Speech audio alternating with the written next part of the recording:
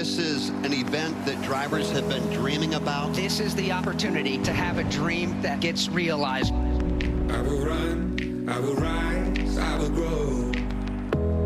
I will climb to the place I belong. I will fight like the world's never known. Like the world's never known. What is a summit? By definition, it's the highest point, the pinnacle. But in reality, it symbolizes so much more. Yeah, boys, let's go! Come get your chicken flag here, man. Shut up about the flu! 4 drivers are competing for the Truck Series' highest honor. But there's only room for 1 flag at the top. The season's 23 race battle comes down to one night in the desert, where only one will be crowned champion. Let's go win the damn championship! This is Championship Race Day from Phoenix. The night has arrived. It is time to crown a champion. We started with 10, then down to 8, and now 4 drivers. Corey Heim, Carson Osevar, Ben Rhodes, and Grant Enfinger are vying for a title in the Craftsman Truck Series. We'll crown a champion tonight. Welcome in to Championship Weekend from Phoenix, and welcome into Race Day here on FS1. I'm Caitlin Vinci, alongside my partners here on the Craftsman Truck Series all season long, Trevor Bain, and a past champion of Todd Bodine, who brought out the championship ring. Got the ring. Bling, got the bling going on, and this is the moment we've been waiting for all season long. It's been a long road to this point. A long road. We started 6 races ago. We had 10 drivers.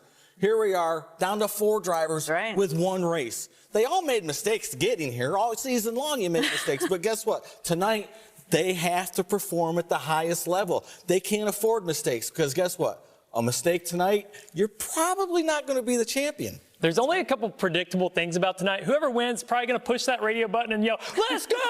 And then the other, you look back at the season, the other predictable thing is everybody says, well, it was a long day, but on to the next one. Fill in the blank with that track name. There is no on to the next one. This is it. This is Phoenix. This is Championship Weekend. This is what they've raced for all season long. It all comes down to this, and it's going to be very exciting. We've talked about it. How did we get here? Here is a look back at the playoffs we saw in the series so far this year. Come on, get up, cause I'm ready to blow. Come on, can't you feel it? Let's get on the road. The regular season's behind us, but the playoffs are here. It is the best time of the year. Checkered flag. Ty Majeski gets the win at IRP. Awesome job! This is just the start of our playoff run. Grant Enfinger delivers at Milwaukee. Come get your chicken flag here, man. Christian Eckes steals the win. Hell yeah! You just outdrove them. The 2 mats on the outside looking in. 11 on point at Bristol, 5 to go. He's going to the championship 4. Oh yeah, boys, let's go! And that's Bristol right there. There's the block. Christian Eckes, he's on the outside. Welcome back to the Truck Series, Brett Moffitt. Wow. 7 drivers will battle for 3 remaining spots in the championship. Love winning. I love it. Carson Osevar is going to race for a championship at Phoenix. Next up, boys, it's the championship weekend from Phoenix. Let's go win the damn championship! There are your championship 4, and here's a look at the playoff races so far on the tracks with the winners. You see the Champ 4 drivers won at Milwaukee, Bristol, and Miami, but no championship 4 contender repeated a win in the playoffs, which brings me to this question. Is this the 4 drivers we expected back in February to make it to this point? What do you say, Trevor? It's not the 4 I expected. I mean, maybe 1 or 2 of those names, but you look back at our championship 8 that were trying to make it to this round, and you could have easily taken the other 4 names. You look at Zane Smith, you look at Nick Sanchez, you look at Christian Eckes, you go down that list and you move over. Ty Majeski's on that list, and then you look back at their races all year long and say, man, that could have been our championship 4. But the 4 that are here are the ones that deserve to be here because they rose to the occasion when it mattered in this format. This is the format we have, and they made it count, and they're at Phoenix running for a championship. This isn't the 4 I expected either, but I tell you, I like the way they got here, right? They all have different styles. You got a guy like Corey Heim, very calculating, always those top 10s, 15 of them in a row, always there at the end, got his 3 wins.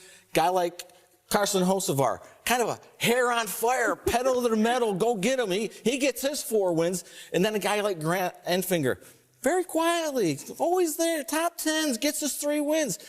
And then Ben, right? He had the toughest year of all of them. 3 crew chiefs, got his win at Charlotte, but guess what?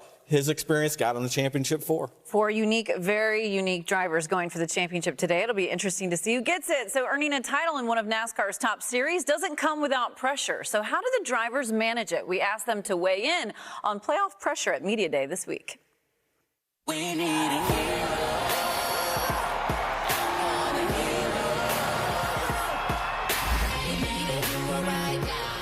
I've handled the pressure, I think, pretty well so far. Yeah, I mean, I feel a lot of pressure with this weekend being probably the biggest race of my life. Honestly, like, there's pressure all the time. Usually, for me, when I start to kind of feel the butterflies will be before the race, right before intros, as we're going to hop in the back of the pace trucks. Everybody else at this point is being carted off in the back of the trucks, and they're taking their ride around, and the last 4 playoff guys are still loading up. I feel like I'm a person that really focuses on myself, so that's the main way I subside the pressure. You know, just to be able to focus on the things that matter and that are in my control is the main thing that I kind of focus on going into this weekend. People are coming around, they're high-fiving, getting ready, they're saying, hey, you know, good job tonight. Don't ruin the opportunity, something stupid like that. My past, I really feel like that pressure makes me better. I really like being in this position. I've always, you know, felt pressure being a good thing, and it motivates me to be better. I don't feel any pressure. You know, I think we're plenty capable of winning a championship. We've won the most races. I know there's going to be pressure, but there's pressure every week. I don't know if there's going to be an excessive amount of pressure that we're not expecting. It's the fanfare beforehand that gets the people. But once I'm in the truck, I'm at home. Very relaxed answers to that question. So who is best poised to handle the pressure? We got 2 young guys going through this for the first time. You're shaking your head. I call BS on all that. I don't buy any of that. I've been there twice. These guys sit there. They want to tell themselves there's no pressure, fool themselves into thinking it's no big deal. But this is the biggest race of their life, the biggest race of their career. And, you know, I talked about making mistakes. Well, they've all made mistakes except for one this year. You look at these penalties that we've got. Carson Hocevar is the only one that didn't make a penalty in the playoffs. Right now, this is the night that you cannot have those kind of penalties and make those kind of mistakes. And they tried to tell themselves that all week, like, hey, It's just another race. But once they're there, I guarantee their heart rate monitors right now are telling them another story through the roof. It's so hard when you're in that position to win a championship. The thing you've chased your whole life, your whole career, when it's right in front of you, one race away, it's so hard to calm down and just take it one step at a time. It's going to be very interesting. These guys are going to have to go mistake-free, of course. So for more out at the racetrack, we now join our boots on the ground pit reporter Josh Sims, who has the latest from Phoenix on what the vibe and the atmosphere is like out at the racetrack right now. Hey, Josh. Well, Caitlin, this is it. This is the moment these 4 championship 4 drivers have been waiting for, a chance to compete for the title. And I can tell you, being around these 4 guys all day long, the emotions have shifted a little bit. Earlier, a lot of the guys were relaxed. For some, it was business as usual. For one of them, Corey Heim, a guy that really doesn't show too much emotion, we actually saw emotion out of him when he won the pole. But now, as the sun has set, I can sense it. I can see it in some of the guys that the pressure is starting to build. It'll be interesting to see how they respond, how they act as we get closer and closer to the green flag dropping. Well, the good thing is I'm going to have a chance to talk with all 4 of these championship 4 drivers in just a little bit to see how they're feeling now that it's starting to get real, Caitlin. It really is. Is real. Thank you, Josh. Great insight there. We look forward to hearing all those interviews throughout the show. Now, here is where the championship 4 drivers will start for tonight. Corey Heim, we just heard Josh talk about it, rolling off from the pole. Ben Rhodes is starting 6th. Carson Hocevar will be 13th. Grant Enfinger starting the lowest of the group there in 17th. And we are just getting started here on race day. Phoenix sets the stage for the final race, but what are the spots that can pose challenges for the drivers on track? We'll discuss next. Plus, there's a big youth movement in the series with 2 young guns in Corey Heim and Carson Hocevar going for the title. We're going to hear from them coming up next.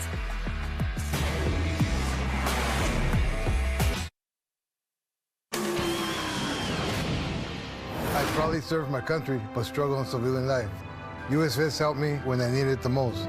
I am now an artist with a place to call home. Join U.S. Vets on their mission to end veteran homelessness. Make Camel your cause to honor U.S. Vets. Fox Sports proudly salutes our nation's veterans and the organizations that serve them every day. Our veterans deserve to live with dignity and independence, not on the streets. That is why we are making camo our cause this Veterans Day in support of the Honor U.S. Vets campaign. Post wearing your camo on social with hashtag HonorUSVets and visit honor.usvets.org/FoxForward to donate and learn how you can help end veteran homelessness. And welcome back once again to Phoenix, where it's championship weekend for the Craftsman Truck Series. You see all the trucks out there on the grid, which means we're getting closer and closer to racing and closer to finding a champion, which will be very exciting. Now take a look at this. History in the desert. Truck Phoenix starts for the championship for one start, only one for Corey Heim, who is on the pole. Ben with the most, though, at 8. You see Carson with 4 and Grant with 6. So let's take a deeper dive, closer look into this racetrack, bring up our track map, courtesy of our friends out at iRacing. And here it is, Phoenix Raceway. We've been doing the season finale here at this track for a number of years. There's the start-finish line. Right after that is what, Trevor? We have the dog leg. And used to there was grass below the racing surface. Now it's paved, and the drivers take advantage of that. On restarts and even in qualifying, we see sparks flying. We see trucks going 4 or 5 wide Things on like restarts. this, yeah. They just fan out wherever there's real estate vacant. Well, guess what? It gets a little bit tighter maybe getting into turn 1 as you funnel down. Well, not really. You know, most racetracks, Trevor, yeah, you go 4 or 5 wide like that, you got to funnel to that one groove. Not at Phoenix. Turn 1, it's been over 2 years now since they put any kind of traction compound down. They go that 4 or 5 wide, and they carry it all the way down in the corner. They run on the apron. They run on the bottom, the middle, and the top. It doesn't matter. There's grip everywhere. Wherever your truck is the best is where you want to run it. Well, you bring up that traction compound. They didn't put it down, but trucks still search around, try to find it. And the same thing in turn 3 and 4. You can run, 2 lanes wide, maybe not 4 or 5 wide. But the most important things in 3 and 4 is that it's the last corner before the start-finish line. And we've seen a lot of championships won and lost in the very last corner, maybe on a green-white checkered coming to the start-finish. Drivers have their hands full as it pertains to this racetrack, no doubt about it. Now, it has similarities to Gateway. Corey Heim, one of the title hopefuls, missed that race due to illness. How do you think that's going to maybe be a disadvantage today, or is it? He's on the pole, right? Well, true. He was really fast and pregnant in second. So right now, he's proven that his team took the information. Jesse Love got in that truck while Corey Heim was out, and they had teammates there running. So they gathered information, even though Corey wasn't in the truck. And he said that moment was humbling for him and reset his season. Might be part of the reason he's here in the championship for us. So I think they've taken that disadvantage, which it probably was, and they flipped it on its head, and now they're on the pole here at Phoenix tonight. Speaking of the flip, on the other side of that, Grant Enfinger won at Gateway. So do you think that will translate over for tonight? Well, I absolutely do think so. And like Trevor said, get all that information, all that data, and if you win the race, obviously you had a good truck. Jeff Hensley had a great setup. But even more than that, they went on and won Milwaukee. Milwaukee is very similar. Long, flat, sweeping corners. Jeff had the same setup, had the same truck. They got it done there. So I truly do believe that it will help them tonight. They're starting a little bit in the back, didn't get a good qualifying run, but by the end, I bet you see them up front. Yeah, what do you think about Grant? Is this going to be carrying over for him? Yeah, I mean, if you can run good at those tracks, as you mentioned, the way that they race, the setups that you bring to those tracks, I mean, that's where majority of his wins came, were on those types of racetracks. So I think for Grant, he's got to look at that positive and carry that momentum. Anything you can find through your season to say, hey, this is our championship, this is our racetrack. You try to find those little nuggets, those are definitely ones that count for Grant. We will hear from Grant later in the show, but we were just talking about Corey Heim, the pole sitter, and right now he is standing by out at the racetrack with Josh. Well, thanks, Caitlin. And Corey Heim makes the first statement of the night of the championship for drivers by winning the pole. How do you now parlay that into a championship tonight? Yeah, we've certainly had a fast truck these past 2 days. In practice yesterday, I was super confident about race pace, but kind of a question mark for qualifying, and we executed on that as well. So couldn't be happier with where we sit right now. It's just about going out and executing at this point. But just super thankful for Tricon Garage, Toyota Racing, and Safe Life for putting me in this position. It's a lot of pressure, but pressure's a privilege, I like to say. So definitely looking forward to it. It's definitely something I'll never forget, and hopefully we can go out and get us a championship.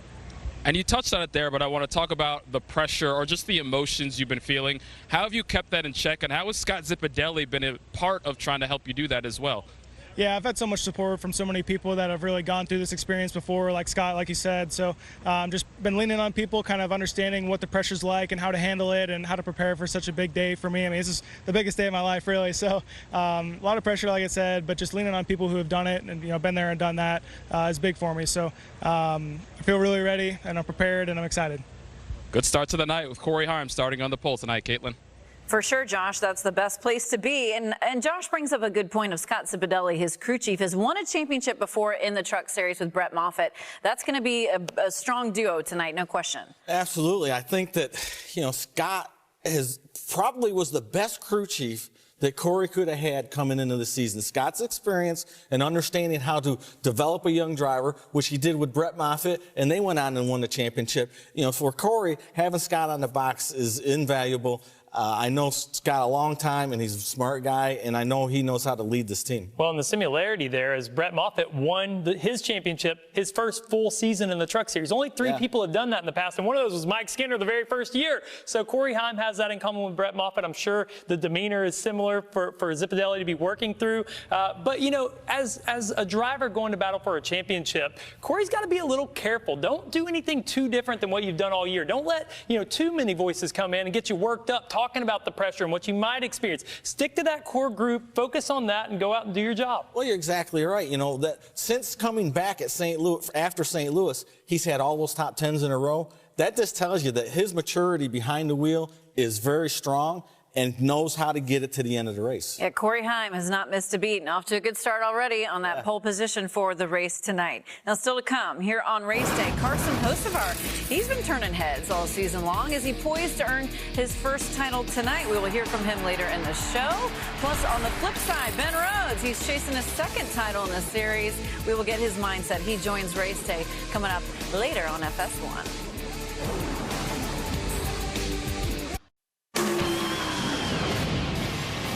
Welcome back to Championship Weekend with a beautiful look there at the championship logo out at Phoenix Raceway. It's the Craftsman Truck Series season finale. We will know who is the champion later tonight. It could be that guy, Carson Hocevar, starting 13th.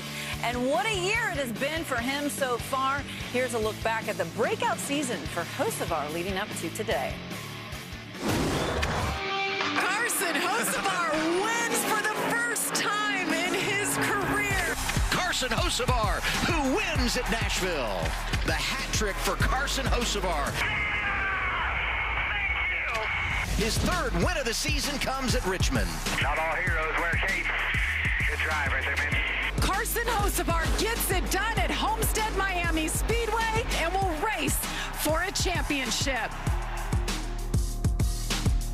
Walking tall for Carson, 4 wins, 1 in the playoffs for him, 11 top 5s and 13 top 10 performances. And right now, Josh is out at the racetrack standing by with Carson to get his mindset for tonight. How's he feeling, Josh? Well, that's the big question, Caitlin. So, Carson, this is your first time in the championship 4. You've had all day to think about this, all week to think about it. How are you feeling emotionally heading into this race? I'm glad I got to just go drive that Cup car. It got my mind off it. I was forced to not think about a truck for at least an hour or so and just literally just go drive laps. Luckily, my legacy guys just were like, hey, it drives pretty good. Just keep going. We know what you got.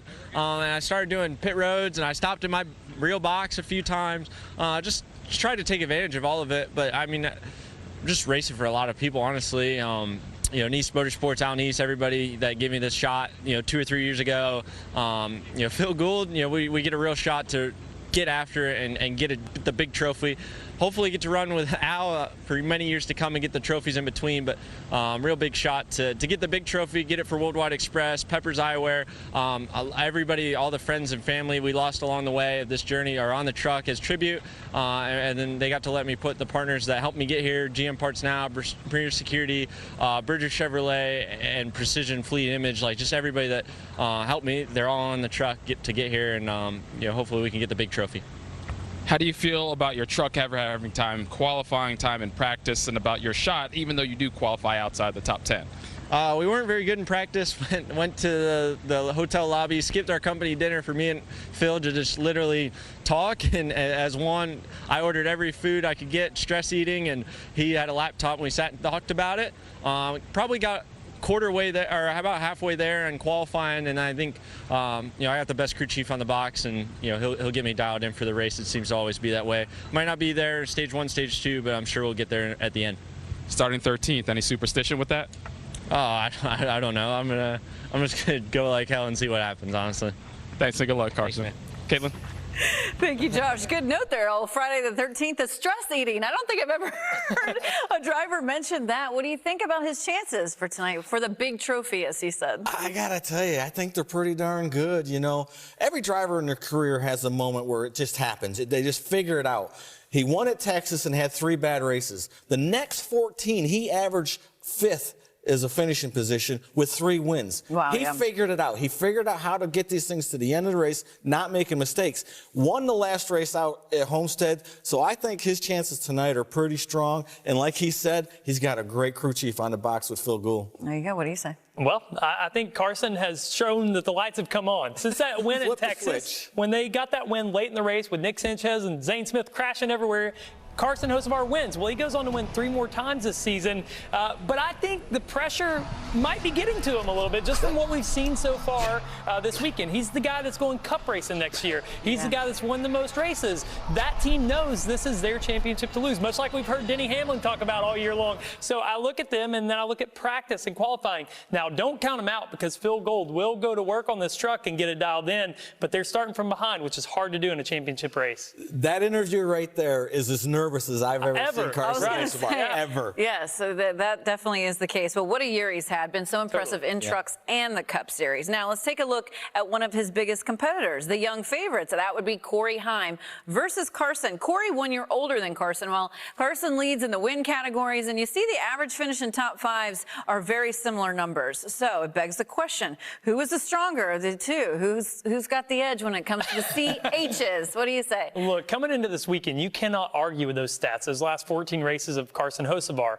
But we have one weekend. It doesn't matter what you've done the last 14 weekends. It's about Phoenix right now, what you can do here. And so far, Corey Heim has shown that they have the speed. And I think he has a little bit more poise right now.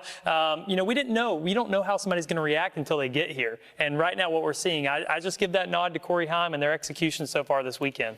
Well, as nervous as we just saw Carson and started 17th, I'm going to put all that behind, because they won the last race. They've been strong every race in the playoffs.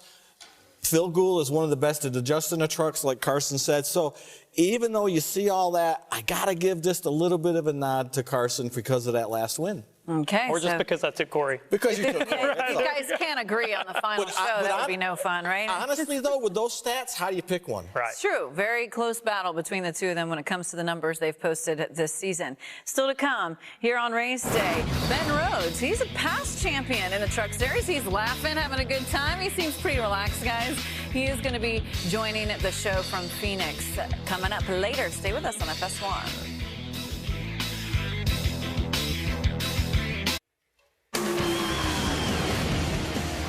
Welcome back to Championship Weekend out there at Phoenix Raceway. A little over 27 minutes to the command for this season finale race and to crown a champion. It is going to be exciting.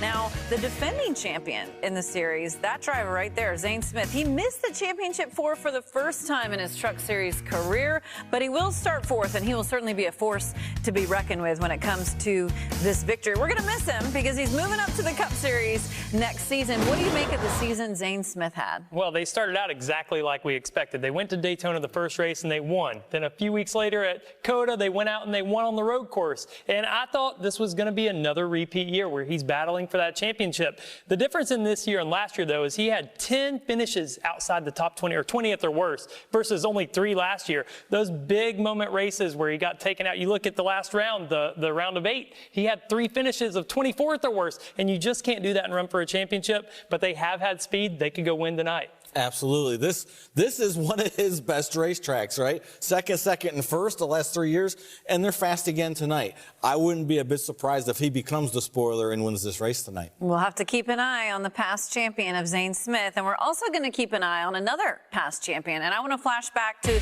2021 when it was Ben Rhodes who was able to get the job done, able to get the title for the first time in his Truck Series career. And I might add, it was followed by one of the best press conferences ever after he won that event and got the title that year. Now take a look at this. The best average finish and the wins through the season for our Championship 4.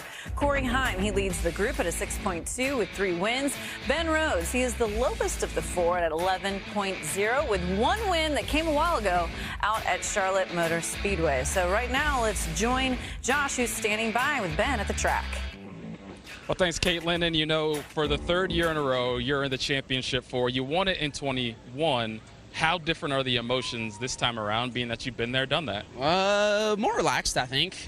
Really, the whole day's been more relaxed. It's been more business as usual, another race, and of course, it's the final one of the season. So, I don't know. We're just trying to chill and just be happy that we're here. It's been a really long season to get to this point, so you have to appreciate and be grateful for the opportunity when it's here. 3 years in a row kind of makes it feel normal, so I think that's why I feel that way, but it's not, right? I still have to appreciate it and recognize that it's hard to do. It is a rare feat to be in 3 years in a row, and yeah, we got a chance to race for a championship tonight, but there's still 150 laps left. How are you feeling about the truck and what you got and your chances, and are we going to see any rabbits out of a hat like we've seen from Rich in the past? I hope we're just fast, straight up.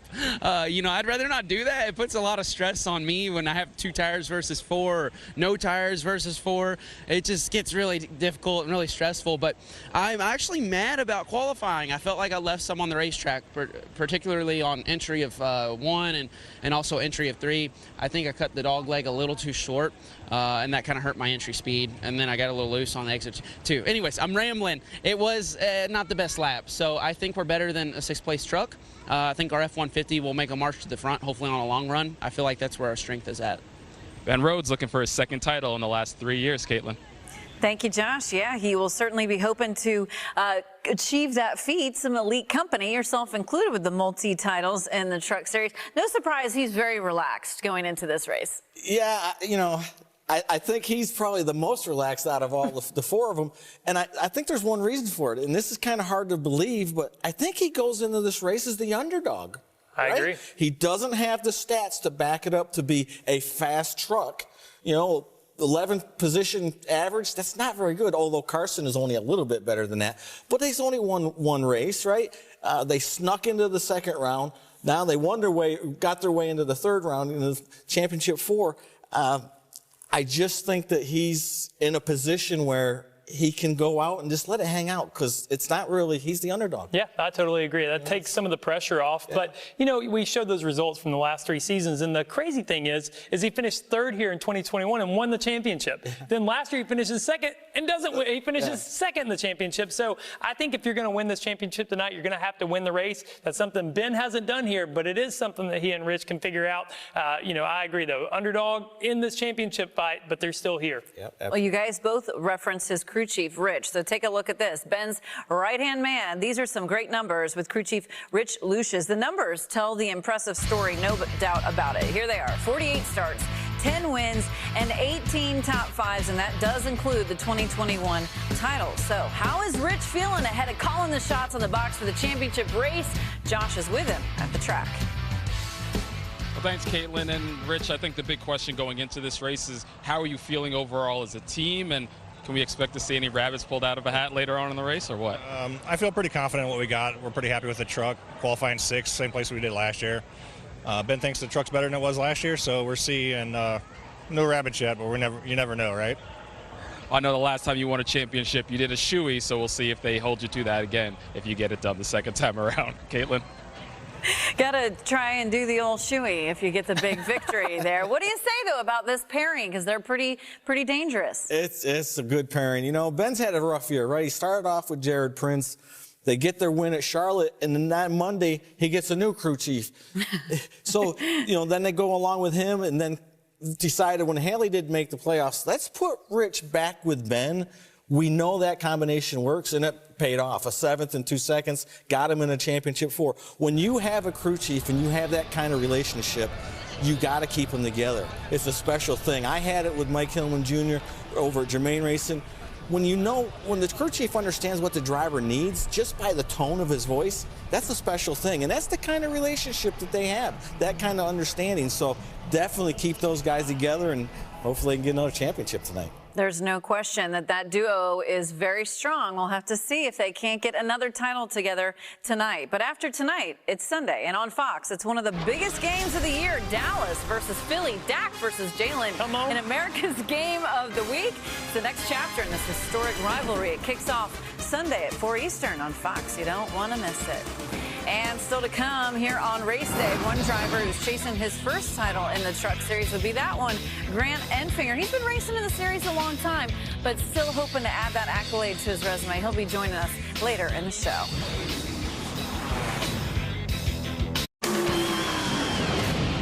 One night. One race. One goal. I will do whatever it takes to become a champion. It's time for Phoenix. Let's win another one. This is my chance. I won't back down. Let's do this. That is 4 determined drivers to go after one goal to get the trophy. It's championship weekend out at Phoenix Raceway for the Craftsman Truck Series. And we're getting closer and closer to racing and finding out who will earn that title for this season. One driver who hopes it's him is Grant Enfinger. Take a look at this. Wish granted. He has 3 wins on the year, 12 top 10s, and a 9.1 average finish. This is his second championship 4 appearance. To hear how he's feeling going into the race tonight, we join Josh, who's standing by with Grant at the track. Well, Caitlin, I'd say Grant Enfinger, you got your work cut out for you a little bit tonight. Didn't get the starting position you want, so what's it going to take to get yourself into contention by the end of the night? We just need a good handling truck now. Honestly, like Hensley's fired up. He's upset with qualifying. I am too. But I was happy. It was just tight. Yesterday I felt like just wasn't in the track over there in turns 3 and 4. I feel like now if we can get the balance right, I feel like we can drive our champion power equipment Chevy to the front. We know at the end of the year, obviously, at the end of this race, GMS shutting down. How much have you guys used this as a rallying cry to end with something special? Yeah, obviously it's bittersweet. GMS Racing, Mike Beam, Maury Gallagher, everybody has done so much for not just me in my career, but a lot of these guys and a lot of the Craftsman Truck Series owes a lot to GMS Racing. So it's obviously disappointing to see it go after 150 more laps. But yeah, I think everybody on this team is a little extra motivated to bring this championship home for them. So I feel like after the news got out, we were able to kind of put everything to bed that we weren't giving up, and we won't tonight either. Well, Grant's won a championship for GMS in the ARCA Series, looking to add one on the truck side. Caitlin? Thank you, Josh. That's a great point there. And, you know, they never let the closure derail their efforts at all. And Grant very much could have a shot at this title. He could. And when you know your team is going to be dismantled at the end of the season because it's closing, you wonder, are my people going to lose focus? Are they going to start looking for other jobs? But this group has, as you said, stayed focused, stayed on task, and now they're here battling together. Now, Jeff and Grant, they've worked together before, and now they're working together at GMS, so who knows if they'll just move on around the garage together. But either way, this group and this pairing, they've done so much together. You look at those wins that he's had this year, 3 wins, and we really didn't know, are they going to be a threat for a championship? But they're here now. The thing that I like about Grant is, you know, we've watched him. I think this year has been probably his best year in his career, but he's become a driver that, you know, you look at those veteran drivers, right, and you look at how they race every week in and week out, and Grant is that guy, steady, never tearing stuff up. He takes what the truck's going to give him. By the end of the race, his communication with Jeff Hensley, they've worked on a truck, and he's quietly gotten up to the front and gotten 3 wins. So he deserves to be here. Jeff deserves to be here. It'd be pretty cool to see them take GMS to another championship on the way out. Yeah, what a great way to close out GMS's time in the Truck Series with the title this season. Now, for more insight on the race today, we join the voices in the booth, and we say hello once again to Jamie Little, Phil Parsons, and Michael Waltrip. And what do you guys think about the veterans versus the youth tonight for this title? Yeah, it's a great discussion. I mean, when you look at the Craftsman Truck Series, that's really what it's all about, showcasing the future stars of NASCAR. And I love the debate, and I love when you look at our 4 tonight. But 2 that stand out, and you guys have been talking about them all night, Carson Hocevar and Corey Heim. So, Michael, I'm going to start with you first. What do you think of Carson Hocevar's chances tonight? Well, I really like where Corey Heim is right now, but look at Carson. He's had a great season. What sticks out most to me, though, in the last 10 races, 3 wins. You know how important it is in sports, Phil, to heat up when playoffs come around? He's hot. He's running really well. He's obviously in a really good place mentally. he's going to skip the Xfinity Series and go right to Cup. That means a lot of people believe in this young man, and I believe in him as well, but I'm just a little bit worried about his practice speed and qualifying. You got a guy that's on the pole that you like. Yeah, Corey Heim has done an amazing job this year. The last 15 races, all top 10 finishes, the youngest driver ever to do that, and he leads in every statistical category this year in the Truck Series except wins, and Carson Hocevar has that. But top 5s, top 10s, average running, finishing position, laps led, he is really getting it done. As you mentioned, he's on the pole. Everyone in the garage area talked about how good his truck was in practice. Obviously good in qualifying. He's going to be good tonight, too. Corey Heim's certainly one to watch tonight. Well, we'll have it all covered up coming up at the top of the hour. The Craftsman 150 coming at you. Caitlin? Thank you, Jamie. Great insight there. We look forward to hearing you all call the action for the event tonight. Now, here's a look at the front end of the starting grid for tonight. And as mentioned, playoff contender Corey Heim. He is on the pole. Alongside him is Ty Majeski. The second row sees Nick Sanchez, who qualified inside the top 5 for the 13th time this year. The 2022 champion, Zane Smith, will close out his Truck Series career from a 4th place start. And the only other playoff driver starting inside the top 8 is Ben Rhodes. Ben looking to join some elite company by becoming a multiple-time series champion. And we're getting closer and closer to racing out there at Phoenix Raceway. And we know the intensity is starting to ramp up. And here they are, the Champ 4 on the stage. This is a cool moment. I saw 4 drivers in that top 8 that wish they were still up there with these guys. All right, we're going to give our race picks coming up next. Chevrolet, Grant Enfinger. 4 teams, 1 championship, ready to battle for it. I'm a dangerous man. Man that won the title 2 years ago, championship eligible again. Ben Rhodes. Good work right there, buddy. Checker flag in the air. Grant Enfinger wins it. They're going to have trouble dealing with that 23 truck. The hat trick for Carson Hocevar. We crown the regular season champion, Corey Heim. It's time, baby. We'll see which one of those drivers can win the championship tonight. I'm a dangerous man. How good is that? Wow. Who is the most dangerous? That's a $1 million question. It could be Carson Hocevar. He is going for the championship tonight, starting 13th. Had a breakout season, hoping to cap it off with a title. That driver, Ben Rhodes, already has a championship to his credit. He is starting 6th for the race tonight. And speaking of multiple championships, here's drivers with several in the series. And of course, you see our own Todd Bodine there, who got it done twice. So does Ben have what it takes, and how hard is it to do that, to get multiple titles? It's tough, I'll tell you what. But I really think that Ben and Rich Lucius together have the opportunity. It's right in front of them. And they're coming in here as the underdog, so there's less pressure. Just go out and race. Do what you know how to do. And they heated up at the right time. A 7th, a 2nd, and a 2nd. This is their good time right now. He kept it pretty simple there. Made it sound simple to win that. Easy enough. Just do it. I don't even have one, Todd, so. Hey, we didn't want to bring that up. Okay. It is time now for our championship picks. Who we believe can get the title tonight in Phoenix. And Todd, you got the honors. You got to live with this all off-season, Todd, so no pressure. Look, yeah, no pressure. I love the underdog. I love the underdog. I believe in Ben Rhodes. I believe in Richard Lucius. I'm going to say that Ben is going to join that list and stand right beside me as a 2-time champion. There you go, Ben Rhodes. I like that pick. Trevor, what do you say to that? Hey, this is before practice and qualifying that we made these picks, guys. But Corey Heim is my pick, and I loved seeing him be on the pole because he's got speed in that truck.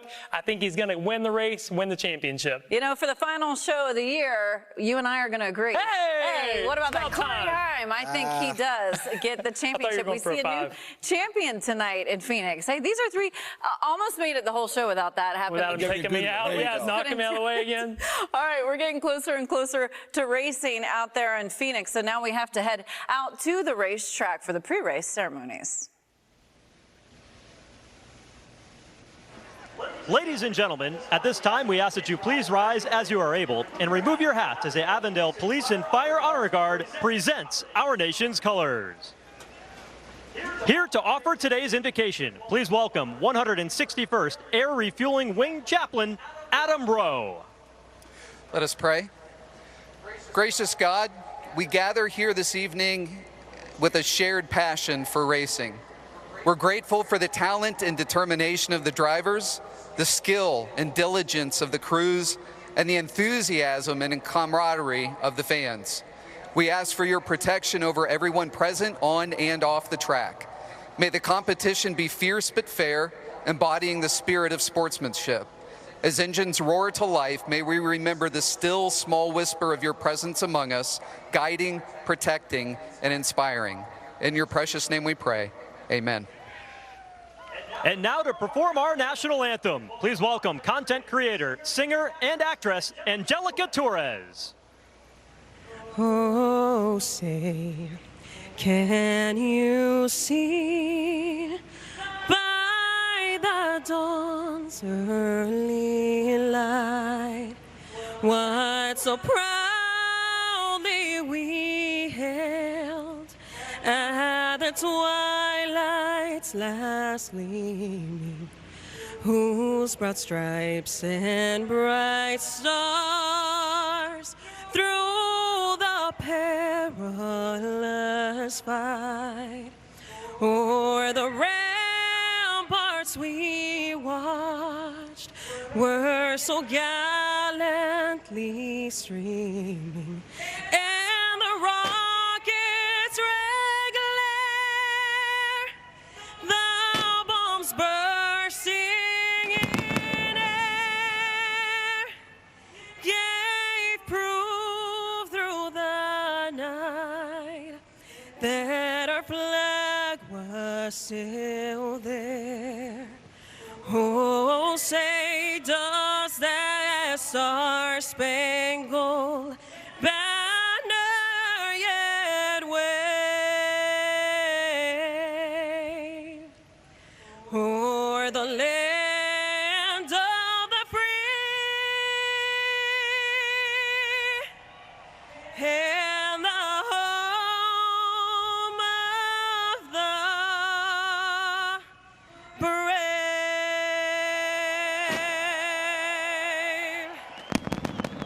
It is time to find out who our champion will be. Where are the nerves at, you think, for these Champ 4? Are you kidding me? Through the roof. Through the roof. It is an exciting moment for all of these teams, no doubt about it. For Todd, Trevor, and myself, that does it for us on this edition of Race Day. Time now to join the voices in the booth once again, and we say hello to Jamie Little. Thank you, Caitlin, and we welcome you to Phoenix, Arizona on an absolutely gorgeous night under the lights. It's the Craftsman 150, and tonight we will crown a champion. 4 contenders, 1 race, the best finisher will capture the title. And tonight we have 3 pit reporters covering all the action. Let's kick things off and say hello to Regan Smith. Well, good evening, Jamie. Corey Heim, our championship leader all season long, has been the most consistent truck that we have had. As a matter of fact, he is rolling in on a 15-race top 10 streak. Things have been going perfect for him, and that is no different this weekend. This truck unloaded very good. Minimal changes to his race truck. They feel great about it, and they backed it up by putting this truck on the pole earlier this afternoon. Things are looking very good for him right now. Switching gears over to Carson Hocevar in the 42 truck. Again, one of these guys coming in 4 wins this season. Everything has been smooth for him as things have been going along, but this weekend a little bit more of a challenge for Carson. The truck very tight in practice. They couldn't get a handle on it quite like they wanted to. They had to work all night long. Substantial changes prior to qualifying to the truck. He qualified 13th, but he feels much better about where it felt in qualifying for what he's about to do this evening. Josh Sims? Well, Regan, this may be the biggest race of the year. You wouldn't know it spending time around Ben Rhodes and the 99 team today. They were relaxed, they were calm, and that confidence, Ben told me, comes from the fact that they've been here before. They've won a title. This is their 3rd straight year being a member of the Championship 4. He said this day feels a lot like the day from 2 years ago where they came home with their first title. He said the only difference, a little bit of a different setup for this truck, but he said the pressure is not on us. We are the dark horses. People don't expect us to win, so why not go out there, back it up, and do it again, Amanda? Josh, riding along with Grant Enfinger on his dash is a quote that says, "All things are possible for one who believes." When I asked Grant Enfinger why he believes in himself in this championship, he said, "We want it more than the others, and we deserve it." The 23 is going to start 17th on track tonight. That's the last of the championship for drivers. And apropos to Grant's season, he said, "I wouldn't want it any other way." Jamie?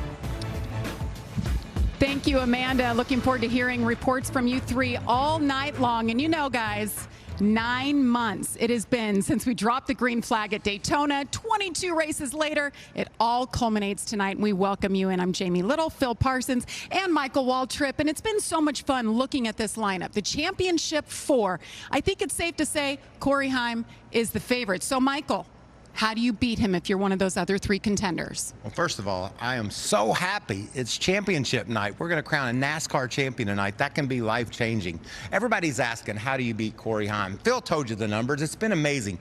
15 straight top 10 finishes for that young man. But, Phil, I don't think a top 10 finish will do it tonight. You're going to have to go out there and be in that top 2 or 3, maybe even win the race.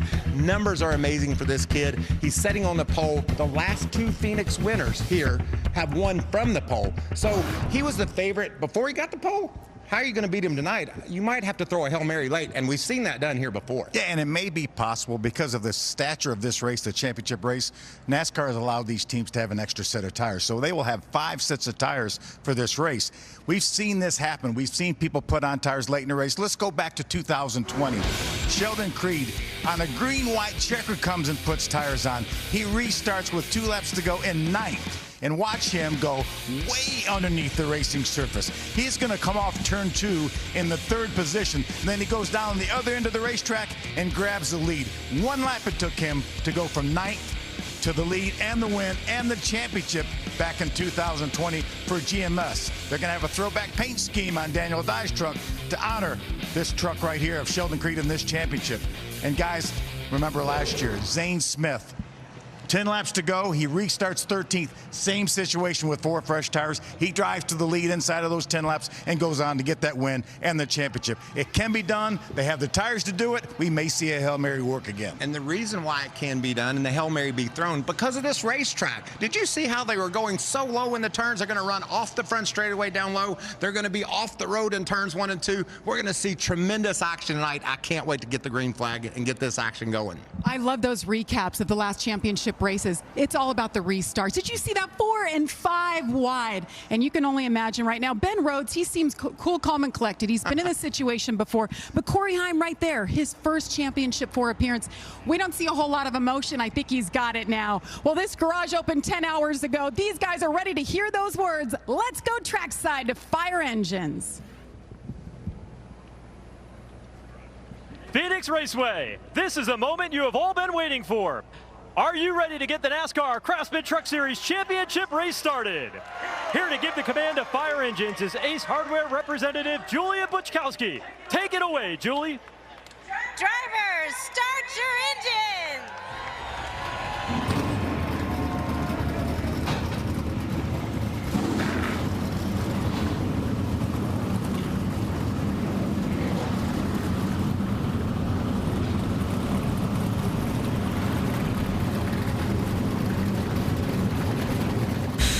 There you have it. One final time engines have been fired for 2023. We may not know the outcome, but one thing is true. We will have a thriller in the desert. We'll drop the green flag next.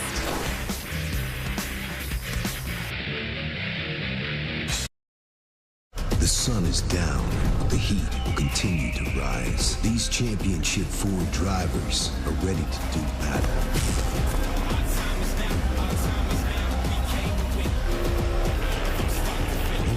Driver can win it all, or will someone new seize the opportunity for a chance to be etched in history?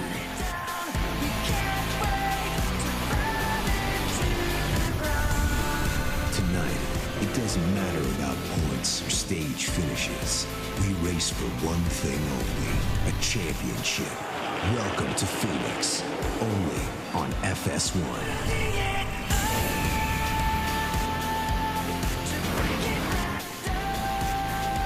Welcome back to Phoenix Raceway. It's championship weekend, and tonight the Craftsman Truck Series takes center stage.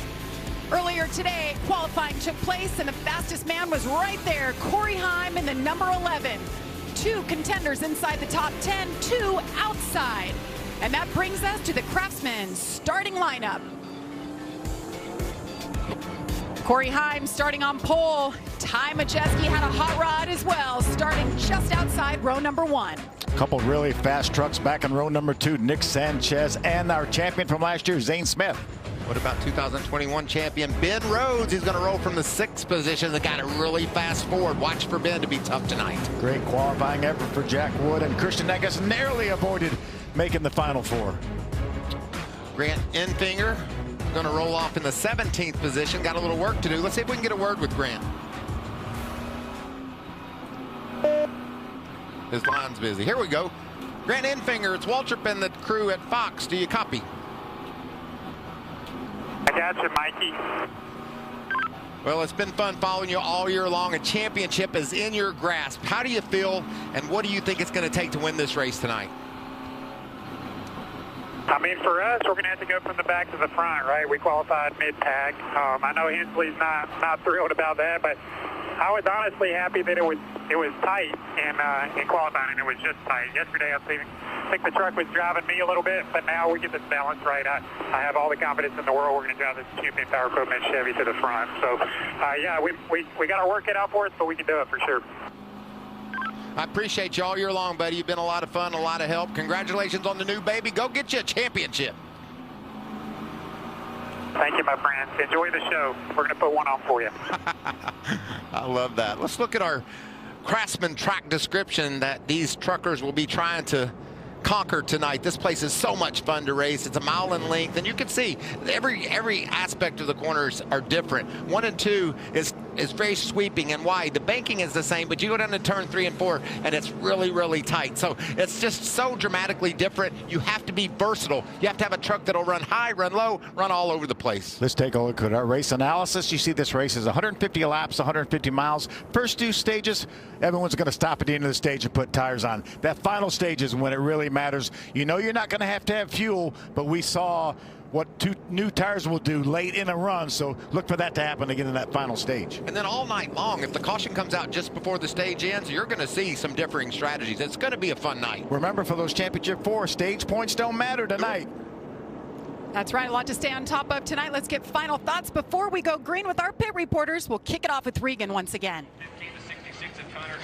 Well, Jamie, Zane Smith's tenure with Front Row Racing is coming to an end after this race as he moves to the Cup Series. But he told me earlier today he wants it to end exactly how it began at Daytona 1 year ago, with a win. This truck has been good all weekend long. He told me this team is special. They've got chemistry unlike anything he's ever witnessed in this sport to this point of his career. It has been a true pleasure to work with each of them for the past 2 seasons. And as we talk of the truck itself, very good this weekend. He said it compares to the one that he won with 1 year ago here in Phoenix. Amanda?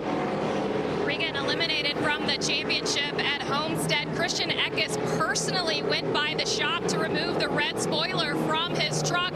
He said that it was a motivating experience of reflection that has left him with one final goal this season, and that is a win. Josh?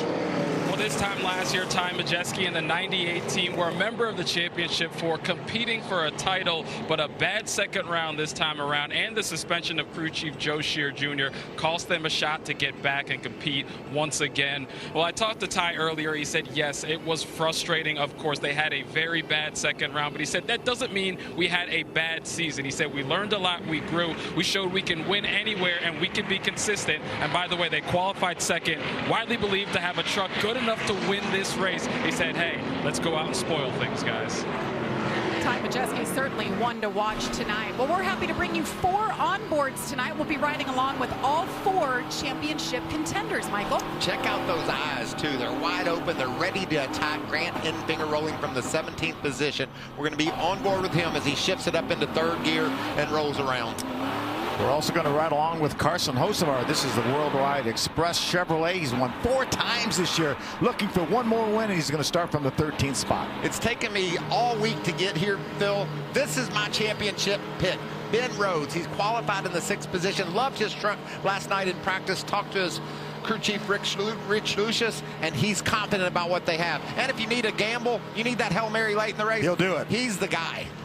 And how about our pole sitter, Corey Heim? Just about every statistical category he's led this year. This is a Safe Light Toyota looking for one more win, and this is what was said on the radio just a moment ago. All right, buddy, you have some fun tonight, okay? Try to stay a little bit loose, stay focused under all day long, no matter what happens. Need you to stay calm, stay focused, and we'll work through any adversity we need to. Love to hear the pep talks on the radio, especially for young Corey Heim, the 21-year-old. His first Championship 4 appearance, his first full-time season in the Craftsman Truck Series. He'll lead this field to green. Ty Majeski on the outside, Nick Sanchez and Zane Smith, the first 2 rows. Side by side, eyes on the green flag. It's up in the air. We are racing at Phoenix. A little contact back in the field. They fan out 4 wide to the inside. Here comes Nick Sanchez. Corey Heim to the middle, and it looks like it's going to be the 98. Ty Majeski. Majeski around the outside. I talked about how many grooves there are here and how you have to be so versatile. You can see, oh, Nick Sanchez slips, gets into the side of Zane Smith. A lot of action early on this first lap. Are they going to be 4 wide? 3 at least for sure. It didn't take us long to get 3 and 4 wide. Look at them all the way down to the bottom. Chase Purdy, the Ford truck. You see all the sparks. You guys talk about the risk versus reward when you cut that dog leg. You're going to cut it all night long. There's just speed down there. If you come off the corner with a little bit more momentum than the guy ahead of you, you're going to dive low and get that spot. You see the gold highlighted in the pylon. Those are our 4 championship contenders. How about Rajat Karuth, that 24 truck, making a move around the outside of Jake Garcia in the 35. Chase Purdy in the 4, good qualifying effort. He's down really low on the track, but not as low as Gray in that 17 truck. He's able to make a move low. Got a couple of teenagers back there. The one of Jesse Love just wrapped up the ARCA Menards Series Championship a couple of weeks ago. This is his swan song with Team Toyota. He's moving on. You see him right there in the 1 truck. No stranger to racing with that 17 truck of Taylor Gray either. Grant's kind of struggling. The start didn't go like we talked about the 17th position. He's dropped back to 19. We'll have to see if he can get through this field. Man, Bill, early in the going when you're that deep in the pack, if you don't make a big move on the restart, it's tough sledding after that. Gets so much harder to pass him as you see. Oh, contact! Stuart Friesen is around. That'll bring out our first caution of the night. Great job by Haley Deegan. Sometimes you just got to lock her down and avoid the contact. Don't try to dodge them, and she did just that. I think she flat spotted her tires, but what an amazing job she did of not running into Friesen in that 52. That was a 77 of Derek Kraus that got into Stuart Friesen. He turned him around. He got loose getting down in the corner, corrected it, and ran into Stewart. You talked about that extra set of tires because we're the championship 4. Well, these guys need these tires right now. Watch the big slide by Stewie. Bam! You see the 77 got loose, had to chase it up the hill. Nowhere for Stewart to go. And what an amazing job, as you mentioned, Haley Deegan did. All 4 tires locked up. That's just fun to see when a driver does something special. She was hooked together with another truck to her inside, but man, Pit Boss stayed out of the 52 truck. How about Grant Enfinger on board right here? Woo! A little too close for comfort, boys. I'm talking about making big moves early. Well, that's 2 spots. Well, there you go. Look at Grant's helmet. He gets an A for effort there. Looking good. Needs the truck to be a little bit better. Grant Enfinger back in 16th. 6 laps in. Ty Majeski leads Corey Heim in Phoenix.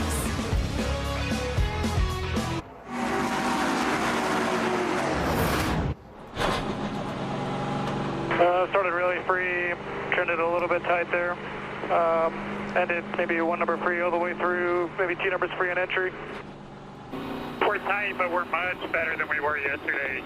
Yeah, if we have grip, we're just tight, but way better. Strong suit 1 and 2, weak spot 3 and 4. I don't know what I need 3 and 4, just not there. The great. It's like I'm out of the racetrack, just a touch 3 and 4. Boost off the wall all the way through the corner and exit.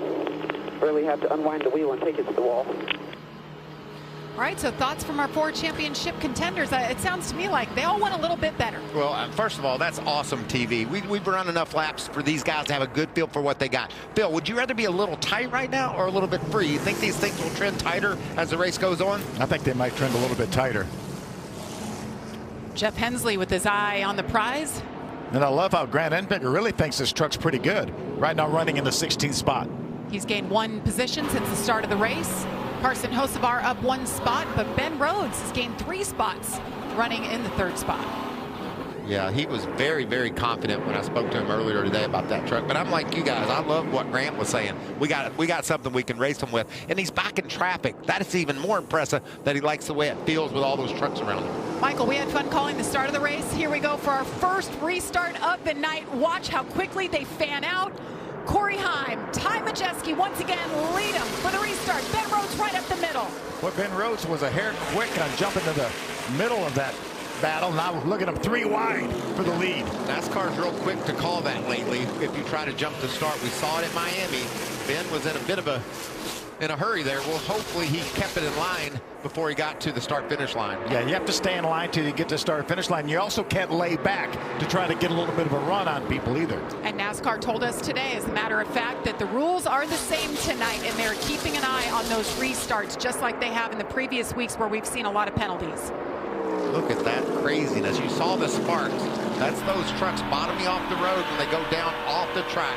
Getting the word from NASCAR, the start was clean. I'm so happy to hear that. Me too. So well done by Ben Rhodes, right? Quick reaction. That 38 truck, talk in the garage area, maybe the fastest truck in the long run. We'll see if he can battle his way through this pack and get up and contend for the lead. Look how far away those trucks on the outside are when Hocevar drops down all the way to the bottom. And they all want the same space when they get to the turn. That's what makes it so crazy. Look at that spread out in the corner. Carson not even using the racetrack. 19 truck there, the Napa Auto Care truck for Christian Eckes. He was good in practice as well. Talk about Zane Smith, of course, defending series champion, and today that reign comes to an end, and he doesn't have a shot at defending it, but it's been one of those emotional days. As we know, he's moving on to Cup next year, skipping over the Xfinity Series, so he's been taking it all in today.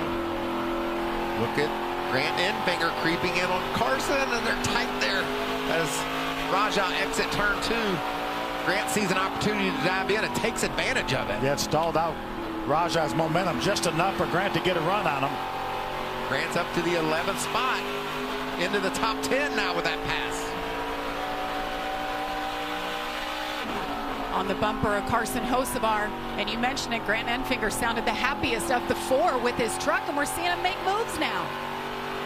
Right on the tailgate of that 42 truck of Hocevar.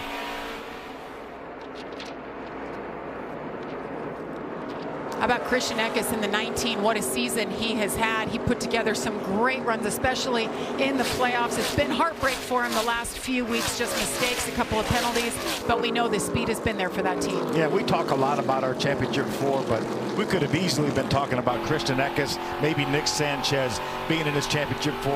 I think this year was the hardest for me to pick 4. Well, add Ty Majeski to that list. Totally. I mean, he would have been there as well. It's so difficult, such a competitive season. So funny, we had a video, we asked all of the championship contenders when we started the playoffs, who's your championship 4? Nobody got it right, not even close. I think Corey Heim picked himself and got the other 3 completely wrong. And he had good picks too. He had really good picks. This year was especially hard. And who had Ben Rhodes? I mean, the streak that he had at bad races, who had him going to the championship 4?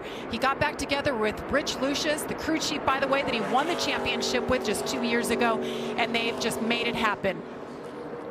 You did not have a top 15 finish in the round of 10, and in the round of 8 he finished 7th, 2nd, and 2nd. Now here they are with a shot at winning their 2nd championship together, and I don't know about you guys, but I would love to see a post-race interview with Ben Rhodes like we saw a couple years ago. Goes down in the history books. I'm glad we have it on video so he's able to see it. I think he said the word libations. It had something to do with that. They were good. Great. They were good. Yes, it was. Ben Rhodes running 3rd right now. Corey Heim just ahead of him. Remember, Corey Heim has the 98 of Majeski out ahead of him, but he's not worried about Majeski right now. He's not racing him for a championship as we watch Zane Smith try to grab a spot. Down on the inside, making that move, put him up in the top 5 around Purdy in that 4 truck.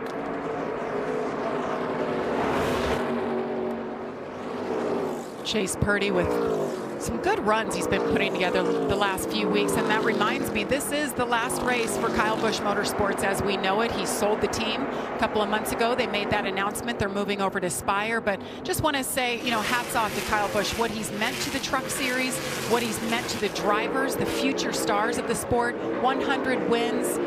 Over 50 different drivers. 2 of the 4 championship contenders on Sunday drove for Kyle Busch. So Kyle, thanks for all that you've done. What about Matt Craftsman? We talked about him in qualifying having a struggle. He said he liked his truck in the long run. He's all the way up. He's advanced several positions into 16th position, passing trucks on these on the start and the restart. Fast truck right now for Matt. Matt Craftsman up 10 spots, and he had the best interview earlier. He said, at my age of 47, I'm a nicer Matt. I'm just going to try a nicer side. Let's give a shout out too to that 25 truck of Stephen Parsons. He had to go to the rear.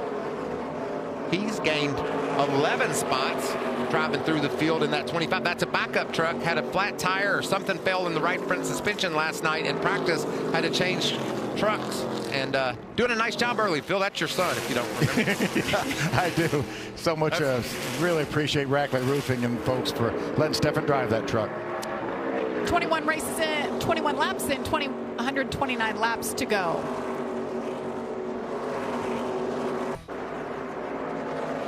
And welcome back to the Craftsman 150 as Ty Majeski continues to lead. He's led them all so far, 26 laps and counting.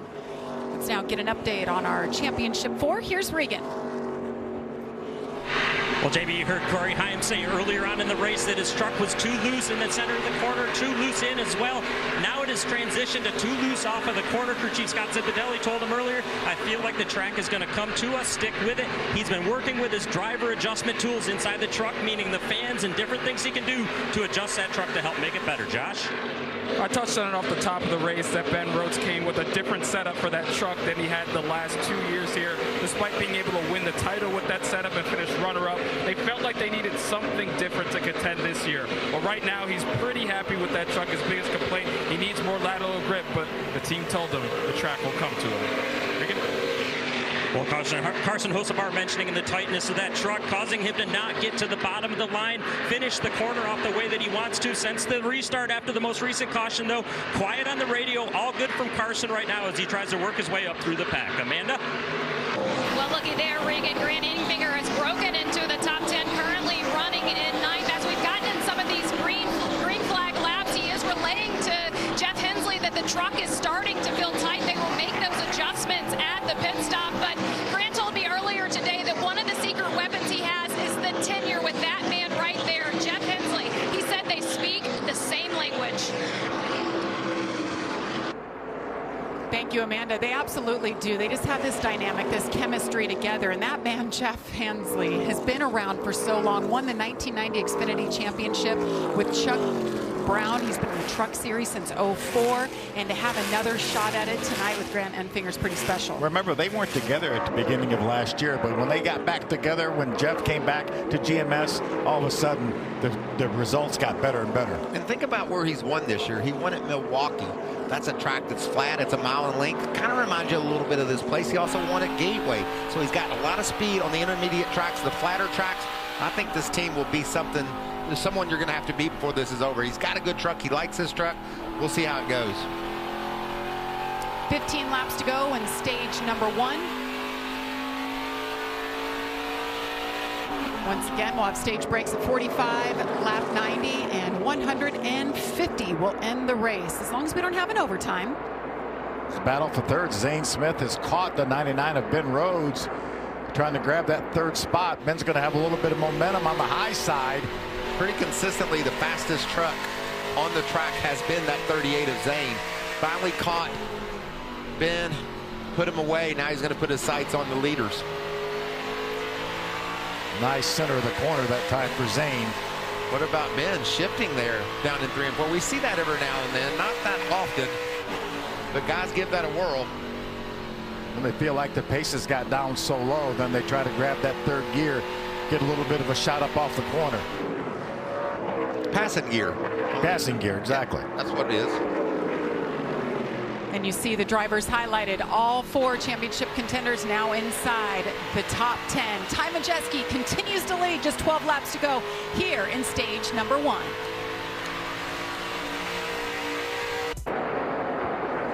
"38 laps in the books. This is the Craftsman 150 Championship race from Phoenix. Jamie Little, Phil Parsons, Michael Waltrip, Amanda Busick, Josh Sims, and Regan Smith. We got everybody covering the action here tonight. So we have 6 laps to go in stage number 1. Ty Majeski has led every lap so far. Corey Heim has hung on to that 2nd spot. Zane Smith on the move, though. Michael, you mentioned he's been turning fastest lap after fastest lap. Yeah, and Corey Heim's cut the lead of Ty Majeski's to under a second. It was almost 2 seconds 5 or 6 laps ago. So as they work through traffic, as you can see, that's the difference there. Heim is on a roll. Talked about in the opening, he's the favorite to win this thing, and you can see a lot of speed in that 11 Toyota. And a reminder, if you're just tuning in and you don't follow it all the time, you see those 4 drivers highlighted. It does not matter if they win the race or not. The one that finishes ahead of the other 3 will be crowned the champion. And that's because they've earned that right. That's They've raced their way here to Phoenix as the championship 4 and can settle it among themselves. But I don't think you're going to have a hard time beating Corey Heim tonight. Rolling right now in the long run. Consistently the fastest truck on the racetrack. You can see just about 3 truck lengths now behind Majeski. I love that we don't have to do math tonight. Phil's not over here with smoke coming out of his pen, right? Trying to figure out stage points and where they are. We were busy cats at Homestead trying to figure out who was doing what late in that race, winding down with so much action and so tight on that cut line. The cut line is gone. You said it. I didn't. I was going to say that. Now it's time to just race for a championship. Corey Heim closing that gap just a little bit on Ty Majeski. They've got that lap traffic as the laps wind down here for stage number 1. You can see Majeski looking around. Stephen Parsons, Hangarani there just ahead of him in those 2 trucks, trying so desperately to stay on the lead lap. And then it's going to become a race between the 2 of those cats. If they're able to, if the leaders aren't going to lap them both, then can Stephen hang on to that spot ahead of Hangarani and be the free pass? Looks pretty good right now. Oh, loose there. You saw Majeski a little bit sideways as Heim tightens down on him. Corey Heim is all over his bumper. 1.5 laps to go to the end of stage number 1.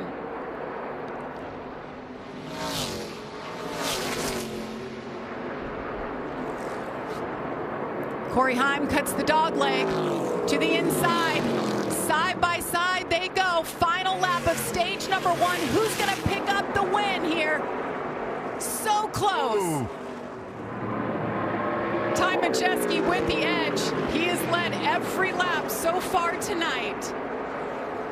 And he's going to do it. There's the green and white checkered flag. He'll pick up stage win number 1. Corey Heim, 2nd, Zane Smith, 3rd, Ben Rhodes, and Nick Sanchez, your top 5. Corey Heim is going to be a force to be reckoned with for sure. And remember, this is a little bit shorter run than our final stage of 60 laps. Again, assuming we don't get a caution flag during that stage. First stage win for Ty Majeski since IRP. Can he hang on and win it all tonight? Find out after this.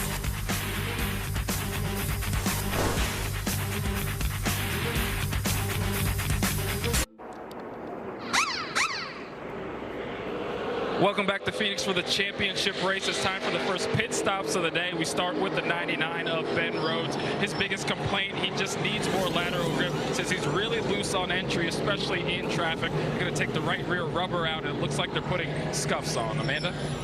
Well, Grant Enfinger just rolled up to his pit box. I do see sticker to Goodyear's. They're going to go on that 23 there towards the end of this first stage. Grant Enfinger was battling with the tightness of that truck. Jeff Hensley was saying, don't worry, bud, we're going to get it ready for you. They're going to do a little track bar adjustment, some air pressure, and he said, go, Cat, go. Regan? Carson Hocevar in the 42 truck started off very good, but that truck fell off a cliff toward the end of the run. Needed more speed on the backside. Crew Chief Bill Gould said, I know exactly what to do for that. And the 11 to Corey Heim, not bad. Little tight center, but doesn't want any change.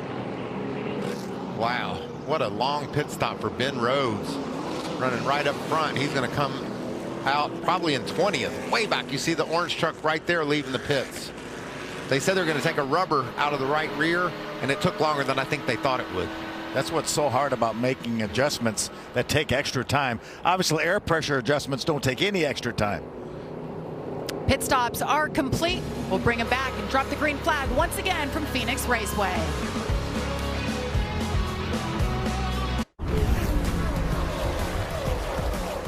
Craftsman is back. And to celebrate our return to the NASCAR Truck Series, Craftsman is offering special discounts to fans. Because teams can count on Craftsman tools to get the job done. And now you can too. When you take advantage of the Craftsman deal of the race, you'll save on the tools that'll help you power through your projects. And this deal, well, it's going fast. So scan the QR code now to get the current deal of the race. The deal of the race, brought to you by Craftsman. Welcome back to the NASCAR Craftsman Truck Series Championship race from Phoenix. So we just saw our first round of pit stops, and Corey Heim gained a spot, so he'll restart as the leader. Ben Rhodes, though, some issues, slid back, lost about 6 spots. Grant Enfinger now just behind him. Carson Hocevar with pretty decent stop for him. Yeah, Carson gained 4 spots on that pit stop. Ben got out better than I thought he was after that long adjustment they made, and then a little bit of potential contact as he exited pit road. We listened to the radio, and he was upset about something that Jake Garcia did, possibly. Getting ready for the restart. Corey Heim starting on the outside of Ty Majeski. What a battle this was down to the end of stage number 1. Let's see. Corey Heim said he didn't want any adjustments. We'll see if the truck is as good as it was at the end of stage 1. Here we go. 4 or 5 wide. Ooh, a little contact there. Carson Hocevar took a little shot from Eckes. Here comes Zane Smith in the 3rd spot. Where's Craftsman going? Ty Majeski. He was doing good till he got to the painted asphalt. That was crazy. Zane Smith has been one we've been watching all day long. We've heard he was the truck to beat tonight. Here he is now battling for the 2nd spot. Derek Kraus just ahead of Ben Rhodes after Ben's problems on pit road. There's Jesse Love, the 1 truck. Jesse, newly crowned ARCA Menard Series champion. Moving on to the Xfinity Series next year. Look at this gaggle of trucks. There's Grant Enfinger taking a look to the inside of Christian Eckes. Grant talked about how much he liked his truck early in this race. Got an adjustment there. Caution is out for the 3rd time. The 30 just destroys it. That's Chris Hacker.